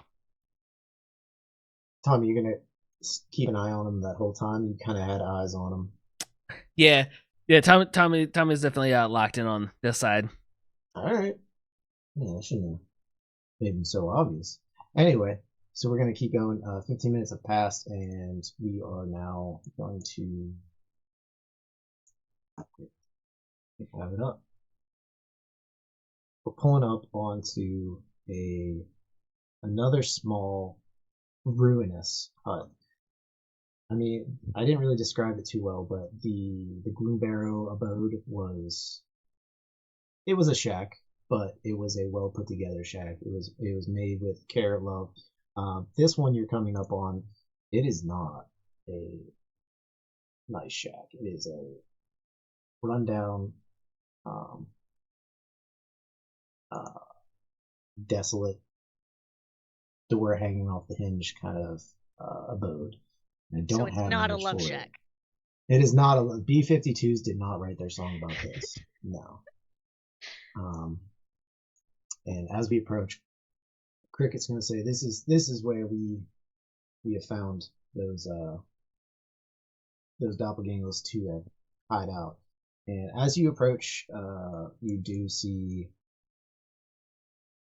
few men just sitting out, or 2 men sitting outside. They see you approaching, and as you sort of come in, they hurriedly like run inside, and then a few seconds later come out, and they're screaming, "Help! Help! We need!" They're boisterously like motioning for us to come, and as we approach, Cricket's gonna say, "Now these do not be fooled by them. This is not." This is the ploy that they always played on folks, and as soon as they see me, they know they're gonna know better. And so as we pull up to it, you can actually see the two doppelgangers. Then kind of die. You see their demeanor change as they're saying, and then they see Cricket, and there's like. They know who he is and where they're at, and so upon approach, you land, and you get there, and this is probably the first interaction we've had with doppelgangers since Flattery, because the barkeeps and all of them, they were doppelgangers. They're in human form. I don't have. Whenever I said that I thought next Saturday was the session. That was an honest statement, so I'm a little underprepared. I hope you understand. But so I don't have another human image for them. But you have two humans. They look like they're in adventuring gear. They look well equipped, and there's. Just to give you a bit of insight as a DM, just be aware that quite a few times when I say technical issues, I'm literally just buying myself time. I don't always have technical issues. It's literally just a filler. So don't be worrying about anything like that there. You can always blame technical issues, okay? And this time you can always blame Bo. But which Bo? Okay, so we saw the 2 doppelgangers on that edge, and basically they were obviously trying to con us and come in, and Deacon kind of turns around and goes, I knew I picked the right boy to bring me on this journey. thank you, Cricket. So he's going along there. And we're coming up. That's going to put him on edge a little bit as well. So as well as for a moment, he'll probably take his eyes off the water for crocodiles and probably trying to look at the edge of the tree line to see if anyone's sort of following the boat, sort of humanoid shapes as opposed to sort of animals. Perfect. Yeah, give me that perception check. Yeah. I'm gonna give me it with advantage because you've been closely watching the waters and the tree lines. Yeah. 15. 15. Okay, you have noticed some shapes along the way, humanoid, if you will. They almost. I was gonna say they almost look like the gators were on land. Ooh, okay. So like standing. I was going to ask, like on all fours or on sort of hind legs. Nope, it's almost like a silhouette of a non-human silhouette on two legs. Yeah, it was a silhouette of a humanoid, kind of like gator, if you will, lizard. He's going to sort of turn to Crick and goes, that's not quite normal in sort of swamps, is it, for gators to be on them hind legs, is it? Oh, you talking about over on that shoreline over there? Amongst the tree line there. Yeah, see those, like I said, those are the lizard folk. They'll be okay. They're not gonna hurt us. They're not gonna bother us too much. They might with these doppelgangers, but I didn't see any. They don't. Did you see any making a move? No, just saw them in the tree line. Just more probably keeping an eye on us. I was afraid for a second it was like a gator that was standing up, but it was like, ooh, that's why I thought I'd bring it to the attention of the captain here. So. Oh no, you don't pay them no mind until they pay you mind. Essentially, like I said, when I'm here, it'll be okay. As long as I'm here, everything will be okay. So as we're, he sort of turns to the side and holds out and goes, "We're with Cricket, Cricket, with him, okay, good."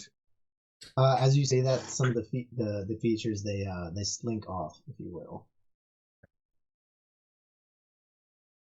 And he's just like, okay. Yeah. Cricket kind of just shakes his head and says, Deacon's very happy with himself. He's taking care of multiple threats at the moment. He's like, he single-handedly got rid of the gators, and he's pretty much been the exact reason why the lizard folk aren't attacking us right now. Like he's having a good day at the office. At the end of the day, we're basically going to be paying you for this. That's okay. We've already come to an agreement. I don't need any payment. He sees no sarcasm in that whatsoever. It's like it's part of him thinks he should be paid, but he's gonna let it go. Goodwill gesture and all that. Yeah. So we're gonna pull up to the doppelgangers. They're not going anywhere. They've dealt with Cricket before, and so they're gonna approach. As we land, the alligators that we've been keeping a vigilant eye on they've dispersed. You don't know, they've left. You watched two kind of like pull up and onto the shores on the bullywog side of the river. So they're just hanging out now. They see that we've docked, and they're kind of aware of that. Docked, if you will, we've landed.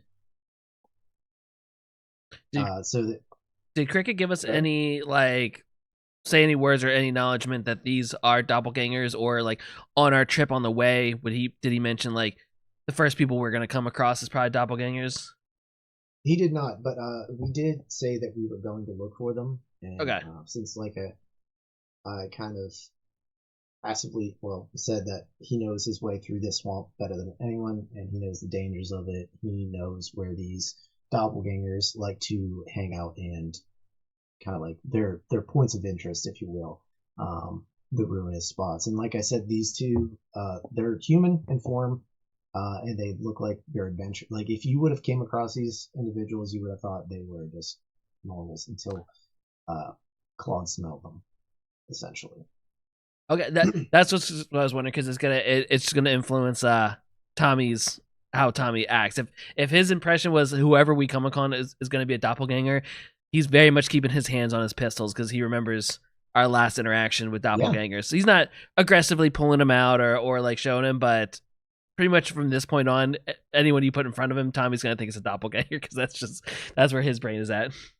Sure, if you want. I mean, there's a lot of creatures in this place, so that's Every one of them's a doppelganger to Tom. I was just kidding. But Mimics everywhere. yeah, exactly.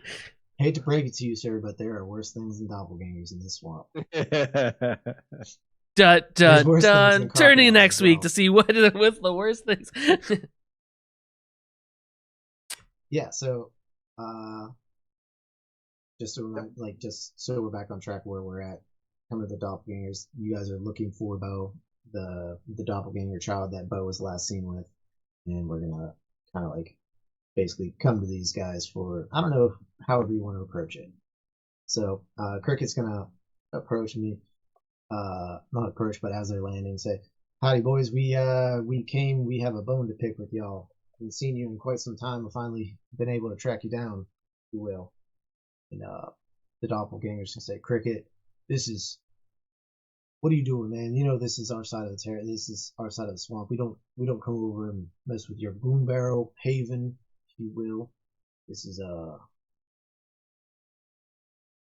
equal parts, if you will." Cricket's gonna then say, "Well, we're looking for somebody, if you will. We need some assistance." How many are we talking to at the moment? How many? Let's call it. How many individuals that weren't on the boat are here?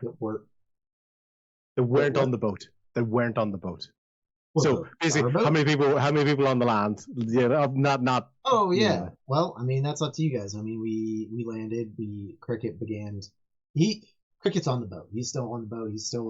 He's posted up on the top of the boat. That's where he belongs. He's talking to them on the land. It's a small little island. Like I said, this little ruinous shack, if you will, and there's two individuals out front. Two individuals. Cool. Yes, two individuals. They whenever we were on approach, they ran inside, and then they came back and did their little mock plea for help. And so this is where we're at now. Anybody want to interact with them, or you want me to? We've docked at that. Yeah, so we've landed. So yeah, so it was a potential ambush. It was basically a potential ambush for sort of people that are uninitiated. We have Cricket, yeah. Yes. And we're at that little shack. Okay.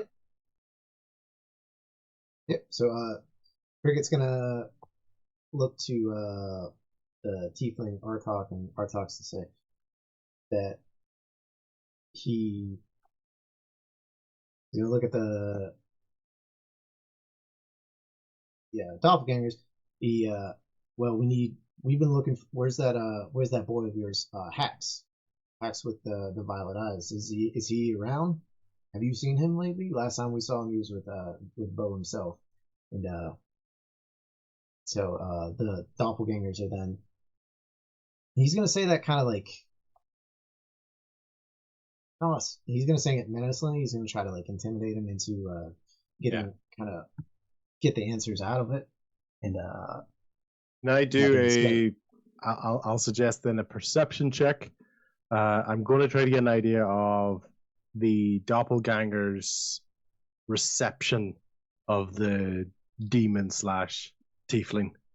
You know, are they sort of freaked out by him? Does it seem somewhat normal, like they're just talking to somebody else? So I'll do a quick check if that's okay. Yeah, go for it. I only got an 8. Oh well, lucky for you, the beast, or the person known as the individual known as Artok, he like I said, he was doing an intimidation roll. He rolled a 16. 16. Yeah. And he's clearly putting a scare into these doppelgangers themselves. They may seem like they're familiar with one another, but they start to kind of cower, like, hey, like I said to Cricket, we don't. These are the doppelgangers. We don't want any trouble. We just want our fair share of the swamp. He's inside. That boy's inside. He's not.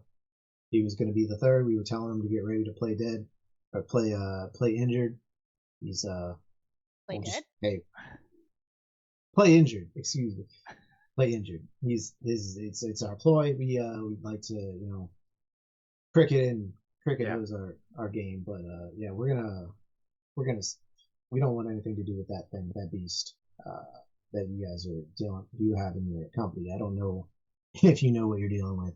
And the two doppelgangers that have been talking to you are now just gonna bolt.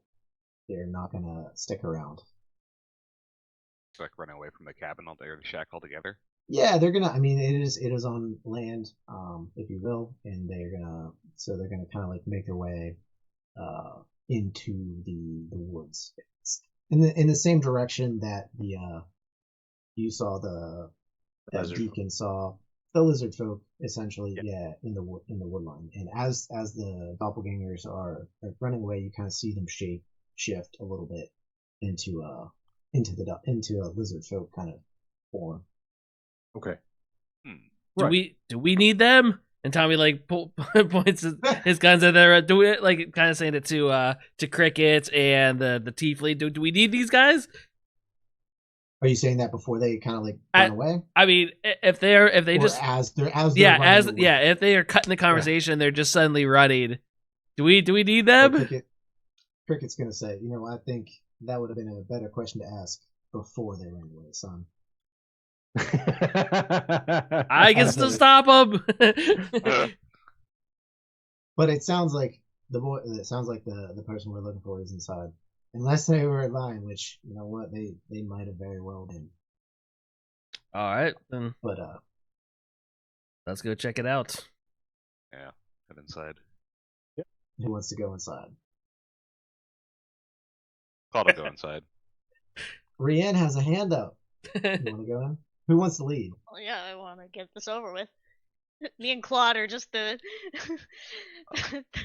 the joy of the party right now. I mean, that's Rian saying not Kay, by the way. Oh, yeah. Just so you know, that's definitely Rian. One DM to another. This is how she reacts. Yeah. Claude has his shield out, but not his sword. Okay. Yet. Tommy has both his pistols out, and Tommy will bring up the rear. He's kind of still looking back to make sure that those two that ran away aren't trying to like loop back around and come behind us. Sounds good. So Deacon has no interest. He's sticking on the boat. Okay. Tell, where would you like to be?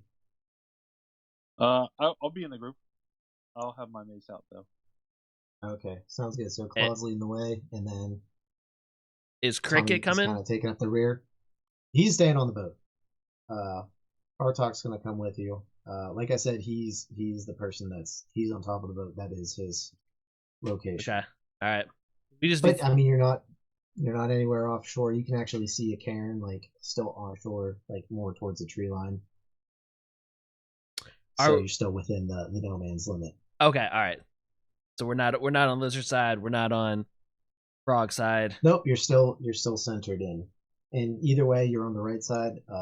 You're still on the lizard folk side. So I honestly can't wait for the West Side Musical to break out between these two sides. Because when you're a jet for life. Nice. Tommy's in the back, following. Yep. Cool. Claude, go in. Give me a dexterity saving throw. Jesus as you Christ. enter.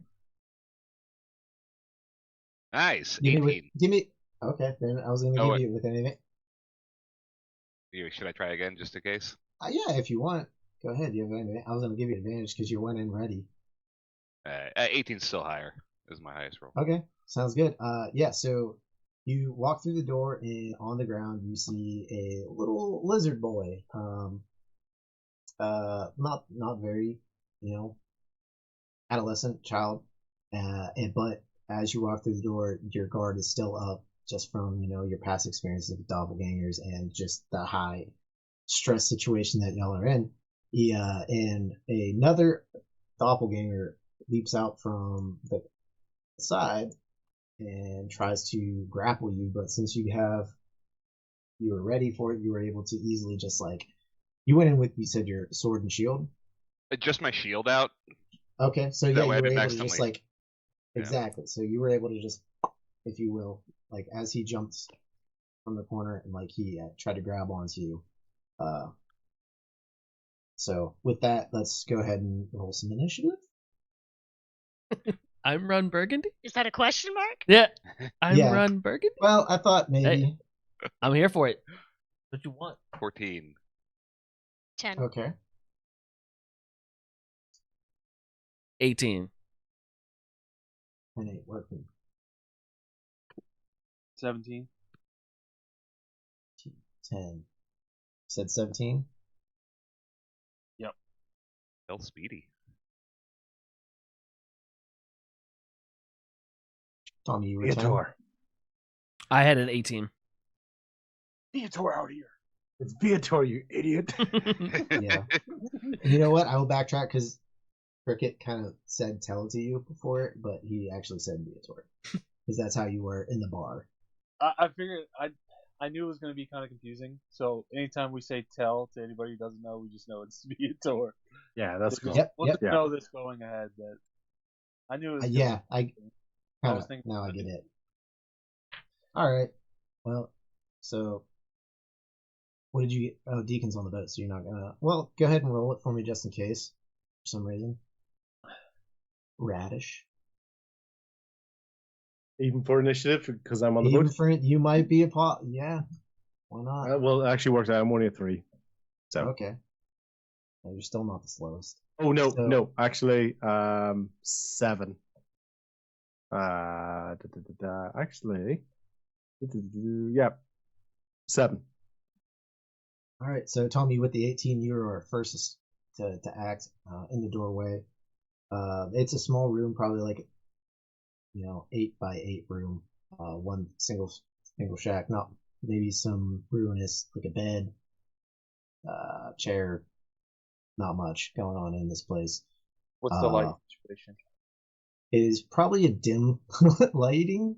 Actually, you know what? No, there's a lot of holes in the roof, ruinous, if you will. Okay. So there's plenty of light. You can see clearly what's going on inside there. So Okay. and, Yeah, way the that reason it's- what I was it? thought. I was just checking. Okay. So Yeah. Claude's up front, and then it was what Rian. Well, let's just Tommy. How do you want to act? Let's see Oh, what- I mean, as soon as it jumps at Clyde and Clyde is either trying to push it off or successfully push it off. Tommy will because it's a closed shack, and I'm afraid of maybe possibly hitting Claude. Tom puts his pistol away, pulls his rapier out, and then charges at the creature. If I can get, I'm assuming it's not a 30-foot long shack. Yeah, even with Claude and you were kind of in my mind, you were the one holding at the back, kind of with pistols, Mm-hmm. looking out for that ambush. You were able to get through everybody and still be able to make it to him. Okay. And do I happen to have advantage on this attack because of Claude being quote unquote grappled with him, or is there, or not?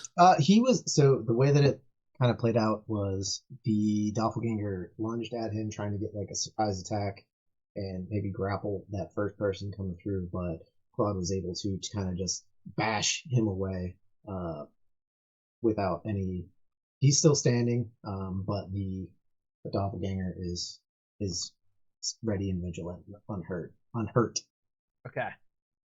And I'm going to attack with my rapier, and as Tommy pulls it out, he has the lantern charm, a little charm thing on the end or on the handle of it, so a little bit of extra light fills the room from those little magic things that we had gotten.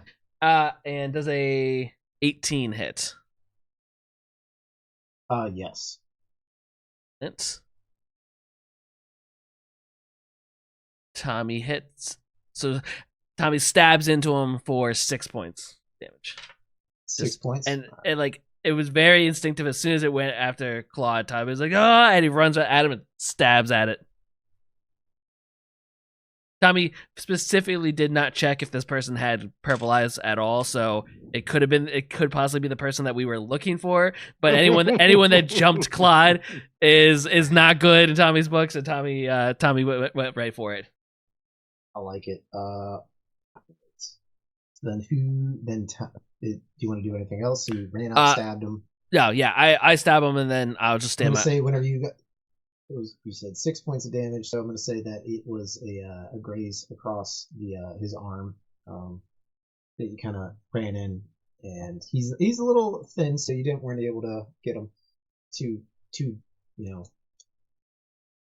fatally. So yeah. Tommy gives him a good slash on the arm to try and get him to let go of Claude. Yeah, so that was your attack. And that's it. That's it? That's all you want to do? No Yeah. bonus actions? No. Alright, sounds good. So then, what's that? Tell, I believe you're up next, right? 17? Right. So I kind of. Claude, you got a 14, right? Huh? 14, yeah. Okay. Yeah, I got 7. Go ahead, Tell. Sorry. So I scream, wait. And then I check the doppelganger to see if it's who we're looking for. So I scream out, "Who are you?" So the doppelganger, what are you? So there's 2 doppelgangers right now. There's 2, I should say there's 2 creatures in here. One's a little lizard boy on the ground that was pretending to be injured. And then there's also the one that lunged at Claude, which is the one that Tommy stabbed. He's gonna say, this is our house. What are you doing in here? We're looking for hacks. Do you know what hacks? Yeah, no hacks. What's it to you? And then hacks the one on the ground. He's like, what? How do you know me?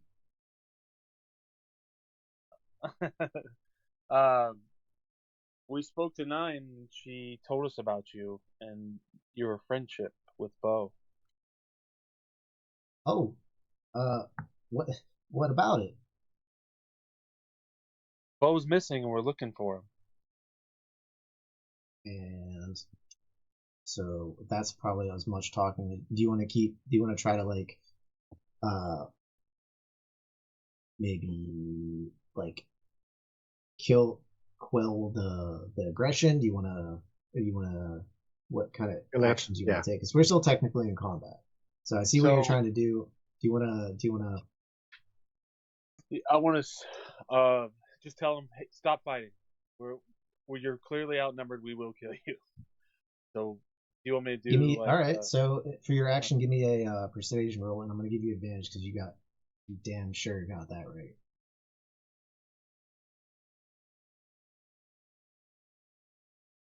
A 10. That's just enough. Wait. I didn't roll advantage. Sorry. Okay. Well, see that was the time for the classic. Is that with advantage question? Advantage? Yeah, that's where I should have said it. Yeah. But I mean, you did nail it. With Tommy getting that first like strike on him and Claude bashing him off. He's gonna say, "All right, I'm done. I won't attack if you just let me through." No, I tell everybody, just calm down, put your weapons down, let's talk. All right, you guys gonna let him go? You gonna? Because he is cornered right now. There's no other entrance or exit. Clyde draws a sword, but he's not going to attack. It's more of an intimidation thing. Okay. Where are you in reference to the door then? Are you guys gonna basically? Am I saying it? He's going to give up if you guys get out of the way. I mean, I don't want to just let him run away because he attacked us. Yeah. Yeah. But so I'll stand in front of the door, but I'm not gonna like approach, like try to strike at anybody. Tommy points his rapier at him and says, "Maybe you should have a seat then. Like maybe you should sit down." Do you want me to do like an Okay, Tommy, give me- intimidation or? Yep, give me an intimidation check. Tommy's pretty big Can and I bad. give him advantage? Or I'll make my own intimidation you check. definitely helped for sure. Yeah, I mean, just by pulling the sword and standing in the doorway, I'm gonna say that's your help. That's how you're helping him. So I'm rolling with advantage then. Yeah, you're rolling Okay. with advantage. Much better. Where did it go? 15. 15. Okay, yeah, he's. You should probably just he's sit gonna down. back down. Going to or not Yeah, going he's to? gonna. He's going to. You see his claws kind of just like he was already at the ready. And you were next to him. He's gonna pull his arms down and just kind of like slink into the corner a little bit. There is a there's a hole above him, but there's no other way out. So with that, you guys are no longer in combat. Thank you for the quickest combat we've created. Tommy will take like 2 steps back, but still very much straight arm, pointing his rapier at the guy, kind of just keeping him in the corner. And then kind of looks at Tell. Go ahead with the conversation. Can I like approach him and be like, I can cast a spell to heal you. Do you want me to heal you? Oh, he's at he timidly he's looking around. He's obviously shaken. I mean, that intimidation check worked on both the doppelgangers. He's gonna kind of, as you approach him, to kind of like do like what kind of heal would you have attempted? Like a cure wounds. Yeah, isn't that through touch? Yes. Yeah, so as you're like approaching him and saying like I'll heal you, you see him scurry backwards like into the other corner, Okay. out of fear. He's not hurt. He was feigning the injury. It was a part of the ploy. Wow. He says, look, I don't know what happened to Bo. I did what I was asked to do by auntie, and he's no longer. I don't know where he is anymore. Okay. What'd she have you do? She had me work with a group of bullywogs, and they took him. So yeah, she asked me and my brothers here. They paid us to lure him out and get him taken by the bullywogs, and I swear that's all I know. How long ago was that? That was probably 3 or 4 days ago. I think she wanted him. I think she was having the bullywogs capture him and take him to her home. To her home? Yeah. The Auntie Whispers is, I think her name is. She's the green hag. She's a swamp hag. She lives down. She lives in the swamp. I don't know where. I don't.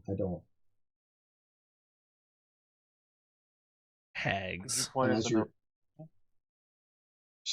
don't know where she's living. I don't. And it's in the corner. He's kind of like sobbing, if you will, like face covered. It's okay. We'll find her. But if you could just help us, point us to the right direction, we'll go find them. She found me. She knows where everyone is. She found us.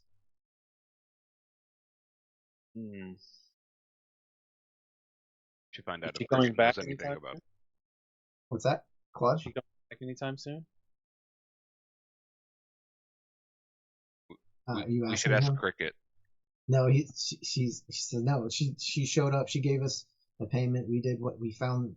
I convinced Bo to follow me into our normal like rock skipping crawdad catching little Eddie, and that's when they took him.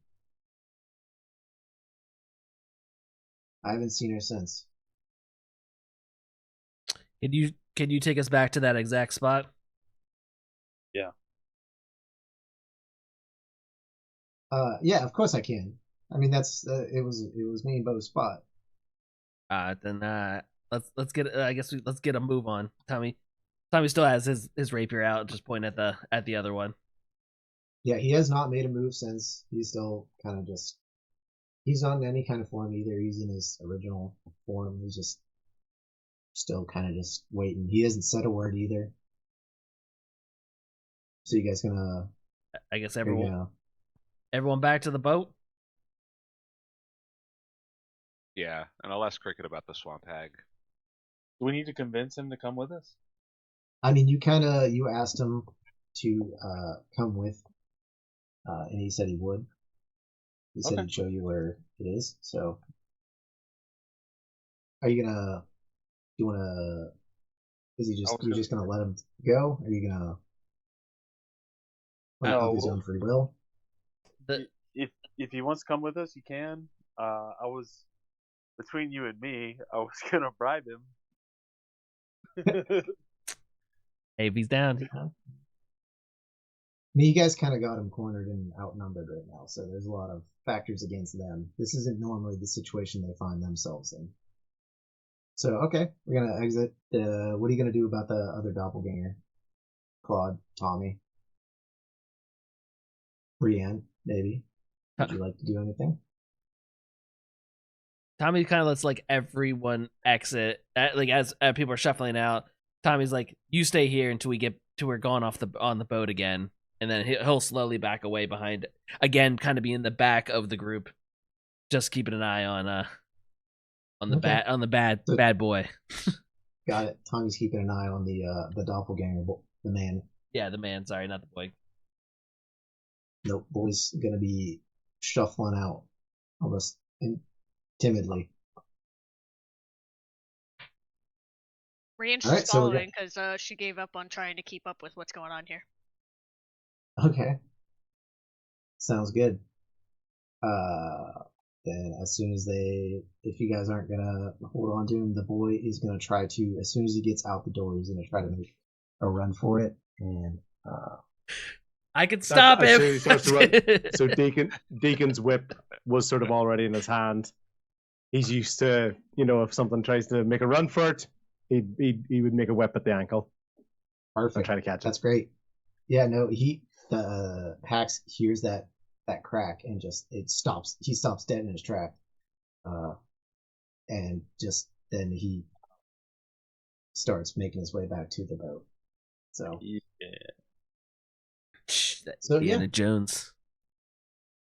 yeah, so I'd look back- at him and be like, we don't want to take you as a prisoner, but we will. Okay. That was the last. It was the only opportunity I saw that I could get away, and I see you're not gonna hurt me anymore. That crack whip. I'll tell you I'll take you where you need to go. So, and then as he approaches the boat, he's gonna see Cricket, and Cricket's gonna say, Hax, what are you doing? What happened to Bo? What'd you do with him? Where did you, last time we saw him, he was with you. And, so then he's going to convey the same thing that he told you two, or you four inside the boat about the hag, hiring bullywogs, or getting bullywogs to capture it and take it. And that's when, he's going to say, the hag, I should have known she was involved. I really didn't think she would stoop this low, though. She hasn't done anything like this in years. It's the same hag that we had trouble with when Bo was an infant. And so with that, you can tell that Cricket knows where the hag is, or at least knows of the hag, knows where this boat, or knows that she was an issue, and that this is where we would be heading. So, there's no need to go to that spot there. Act. I know you said you were going to take us there, but I know where we have to go from here. So I think it's about time we wrap this up and go get Bo.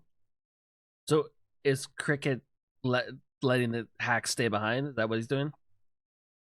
Do you want to let Hax stay? He was gonna. Yeah, he knows where we're going. Okay, all right.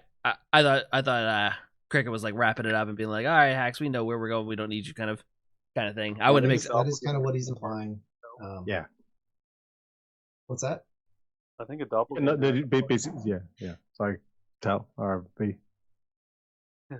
I said I think a doppelganger will help in our party, just in case. Yeah, I mean, Around. sure. I think fun.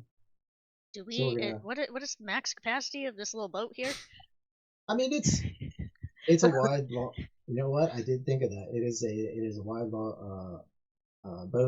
We could probably bring on more than like if we would have tried to bring all the doppelgangers, that definitely wouldn't have been a thing. But with that hacks, we're probably sitting at probably max capacity. Yeah. So any more weight, it might be a little bit treacherous, but that's yeah. We're gonna have a OSHA I doppelganger. mean, of course, out here there's ways. What's so we're gonna have like an OSHA that? doppelganger out here checking the capacities and the safety. Yeah, more like You're an OSHA overweight. little crocodile with a hard hat. You go intense, But, roll who stays and roll who gets off the boat. Now, no. He has a plus 12 to perception of workplace violations.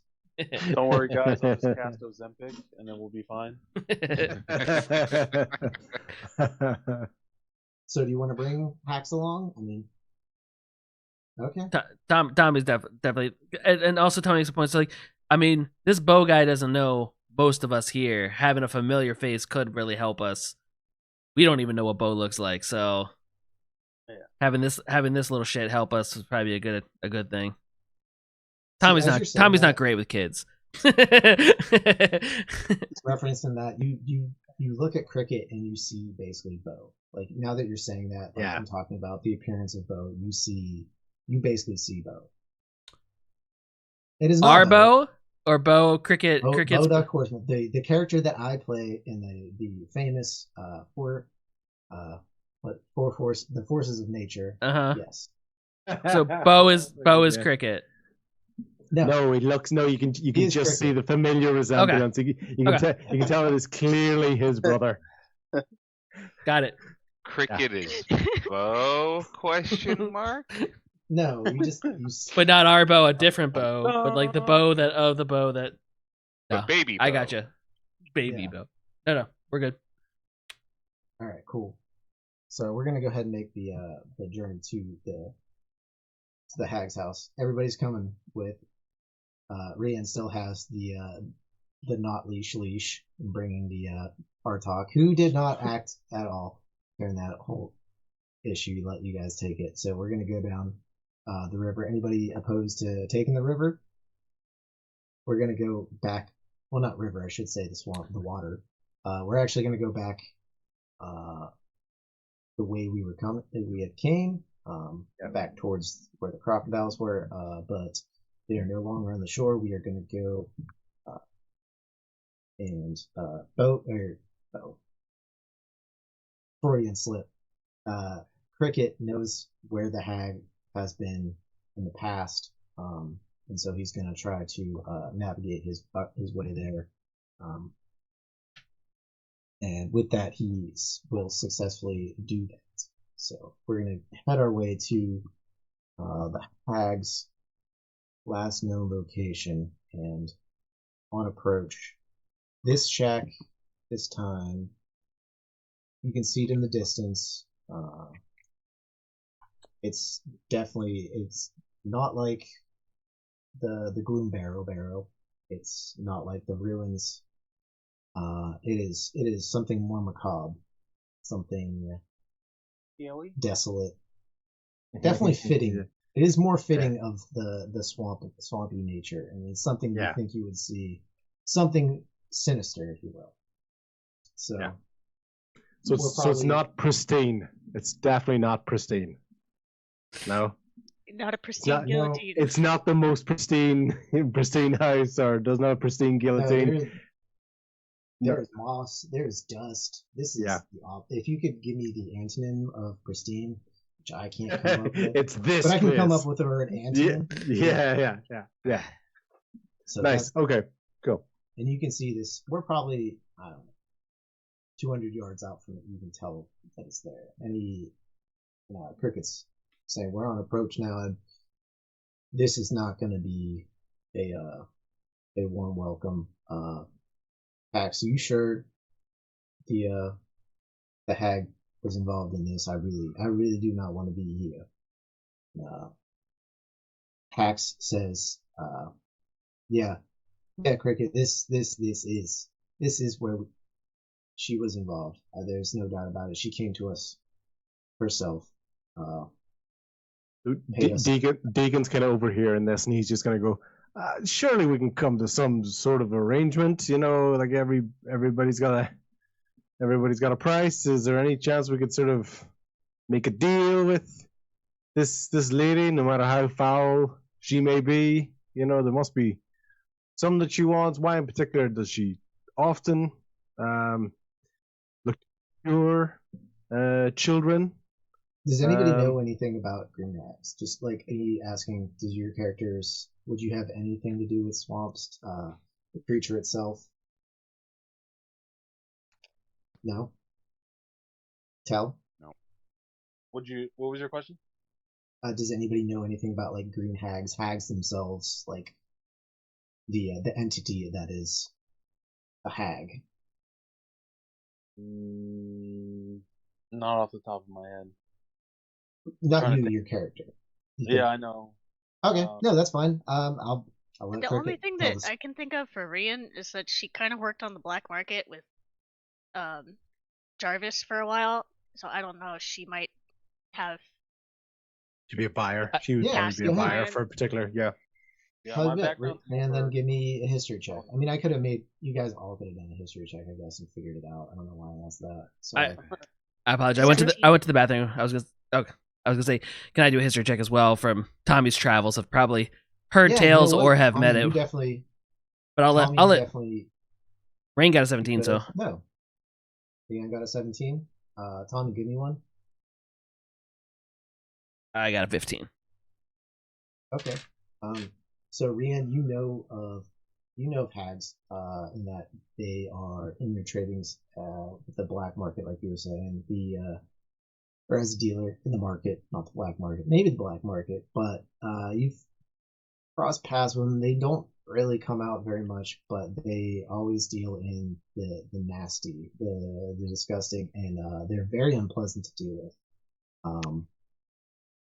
And Tommy, with your 15, you know of sea hags, which are the gross, disgusting hags. As you can tell, are not a they're not a pretty thing. Sea hags, even less so. They live in the oceans, and they try to, they're very territorial. Once you come into their area, they know. They're not a mortal creature. They last for a long time. They live forever, and they green hags in particular, they feed off of the despair of others, essentially. With Cricket then having saying that he didn't really want to deal with this, Tommy would kind of like almost second behind and be like, yeah, we're gonna want to be careful with this. Just him thinking of sea hags and his general experience of running into certain territories that his ship has gone through back in the day. He doesn't particularly want to deal with them. Negotiating here.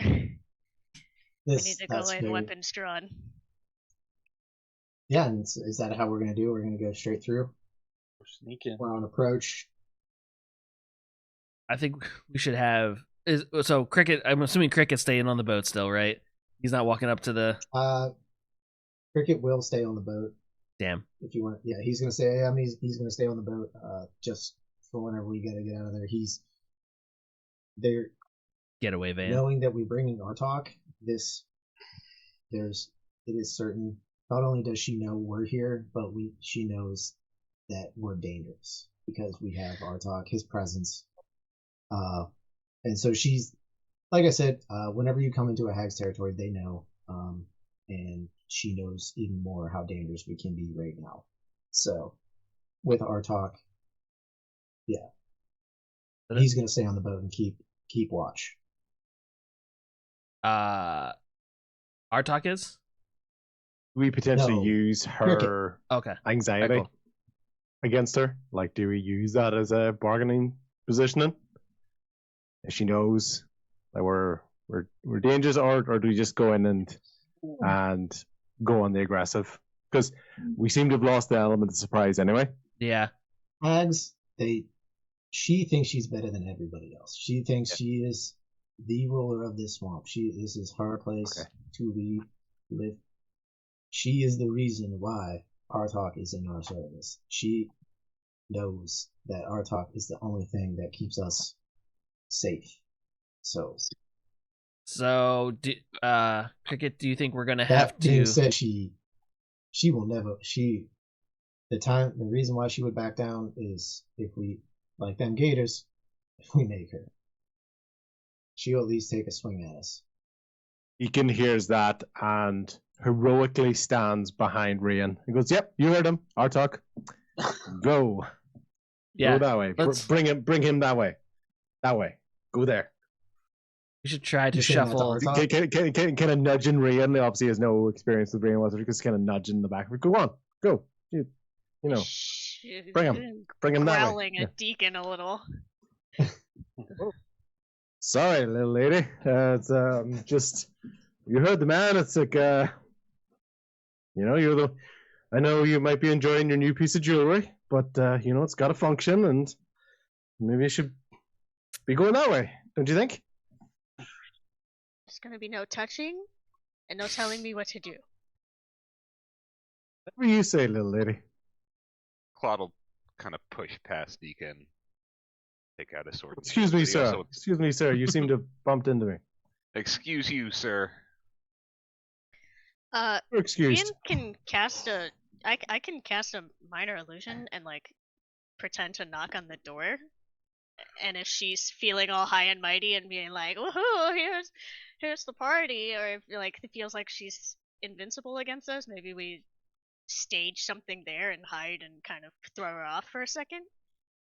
Okay, you guys. Hey, So you're saying like, If you're looking I'm to like put on talking a with bit the of a group, pitching Yeah, this as an okay. idea Yeah. to the Okay. group. if you're looking to We put got on a bit of a show, and Deacon's able to put his finger up to his throat and kind of start to do an element of prestidigitation, which allows him to amplify his voice or really sort of make a big deal of an entrance, and to really convey our position and where we think we are, and the fact that our talk is here. So Deacon is probably one of the first times Deacon, other than with the whip, is like stepping forward to be like, yeah, it's I'm sure we could resolve this. We probably don't need to fight everything that we move. Let me see what I can do. Tell knows something about what was the word you just said? It fled my mind. Performances. Prestidigitation. Like performing. Cause Oh, yeah. do we still have that costume, that bright but dull costume? The bright but I dull assume he has costume, yeah. never taken it off. Yeah, it's in my pack. I still have the costume. You want to put I on mean, a she show? can feel our presence, but she doesn't know what we look like. I mean, we just got to really create a really odd scenario here if we can, maybe. True, and maybe Hax can be a clown. He can transform into a clown, and then we can put on a little show. oh, you can't convince me to go in there. I'm not going in there. I gave you the information. There's nothing I can do for you. Cracks the whip again. Yeah. Right, Wait, well, you crack we the can hide whip on the at sides. What if we you throw crack the you? whip at Hax? Yeah, just in his direction, because it worked before to get him to do what I wanted him to do. So I got him to stop. Now he's gonna huddle in the corner of the boat. What if I'm we? scared. Money. money. Tommy, Who the hag money? Huh? Hacks. Hax, you're not gonna. No, there's no way you're convincing Hax right now to go in there, unless you're literally physically taking him in there. Tommy's thinking about it. You Dude, better that- transform into Roll a over clown. his shoulder. I'm thinking Just a about reminder grappling a He is child. a doppelganger, but he's also Okay, so you do know he's a child. Cool. Yeah, exactly. That's why I'm thinking about it. Just wanted to get that on stream. That's all. Makes them easier for moving. You know, get in there. You think these people behind their screens can stop me, DM? You think they can stop me? Don't threaten me with my stream. All right. We can do an illusion knock on the door. Well, I guess if Tell is just gonna stand there, we don't even need to do an illusion knock. You can just knock on the door and this Be a door jaunty little salesman. outfit, and the rest of us like stand off to the sides and kind of hide and if he could take a She bravely offers the Tell stereo. to stand in front of the door. Do you have a moment to talk to about our Lord Claude's and gonna walk Savior? up and knock. All Oh, right. okay. Done planning. Just knock. He's just knocking on the door. He's done planning. Well, all right, also, so I- while we were having this conversation, I prefaced before we were probably like 100 yards out. And, Oh, okay. So as soon as we landed, you want to do that? If we just landed, then Have you been walking while we were chatting and planning? I don't see a point in sneaking. We're already in her lair. Uh-huh. Okay. We don't know. Like we don't You're have already the in- element of surprise here. So No. All right. Okay. So let's just react to the door knock. At the end, they very clearly said, "I walked up and knocked the door." You know, that's. Yeah. So okay, let's do that. and I'll have divine sense up. Sorry. What? Yeah. You. Okay. So this hut is overwhelmingly evil. Like you're probably activating your sense. What is it? Divine smell. What you activated as you're walking up. You're amped up. You're ready to get into this. You're done with this. Go here. Fetch that. Do this. Find him. You're ready. You know where you are. You want in there, and you're activated. Your senses are hyped up, and you are blasted with an overwhelming stench of evil. It is so much that you take a half step as you're hit and continue on. It's not going to knock you out. It's just, you know where you're at. You can smell her. You can smell it. It is this place. So she is. You can I believe with that sense, can't you you can locate. If they're not behind total cover, so if she's like Okay, behind so- the wall, I don't think. Yeah. Okay. So then you don't know exactly where she is, but she is in that direction. So, and as you can see, I pulled up the map. This is kind of like you have an idea. We would land here, come across, into the hut itself. So, anybody who's following Claude, I'm gonna say he's at least like 15 feet ahead. Whoever might even react to him, because it sounded like he wanted to just go. You don't have I'm to like be What's with pulling wrong? out me. my costume. All right, I'm gonna give you a. I'm gonna say that this from here to the door is probably about 60 feet. I mean, So Okay, so plus- Deacon's gonna kind of scurry along because at the end of the day, it's about getting the job done, so he can go on. And Yeah. his thinking is, yes, this gentleman looks incredibly determined to just knock on the door, but the best he can do is probably enhance the performance, enhance the intimidation factor that comes into that. So even as he's walking along, he's making really big, loud footsteps every time Claude walks. okay.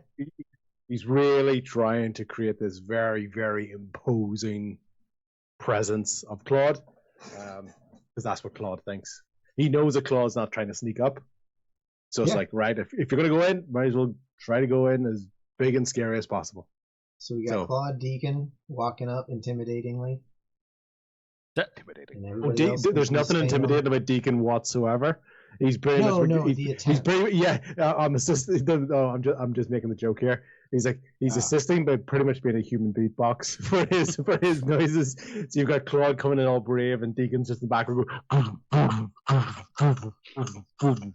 There was only a just way that standing he there. could do that Menacingly. Yeah. without beat. You know what? I think he likes beatbox. So all right. So, Claude and Deacon are going to go up to the door. Claude, you're going to knock on the door. Are you going to Standing pound off on to the door? side of the door. Yeah, I'm You gonna can't see me from the door. I'm off to the side. Okay, Deacon's off to the side. It's about right. Yep. As you're doing that, you feel the door shake, and on the last one, it starts crack open, and as it cracks open, inside is a extremely cozy, well kept home, and in a chair is a little lady, seemingly, and she says, "Well, hello, dearie. Why don't you please come in and have some tea?" And so that's where we're gonna leave it for today. Just as you open the door, you see Auntie Whispers, the green hag, seated in a nice cozy abode.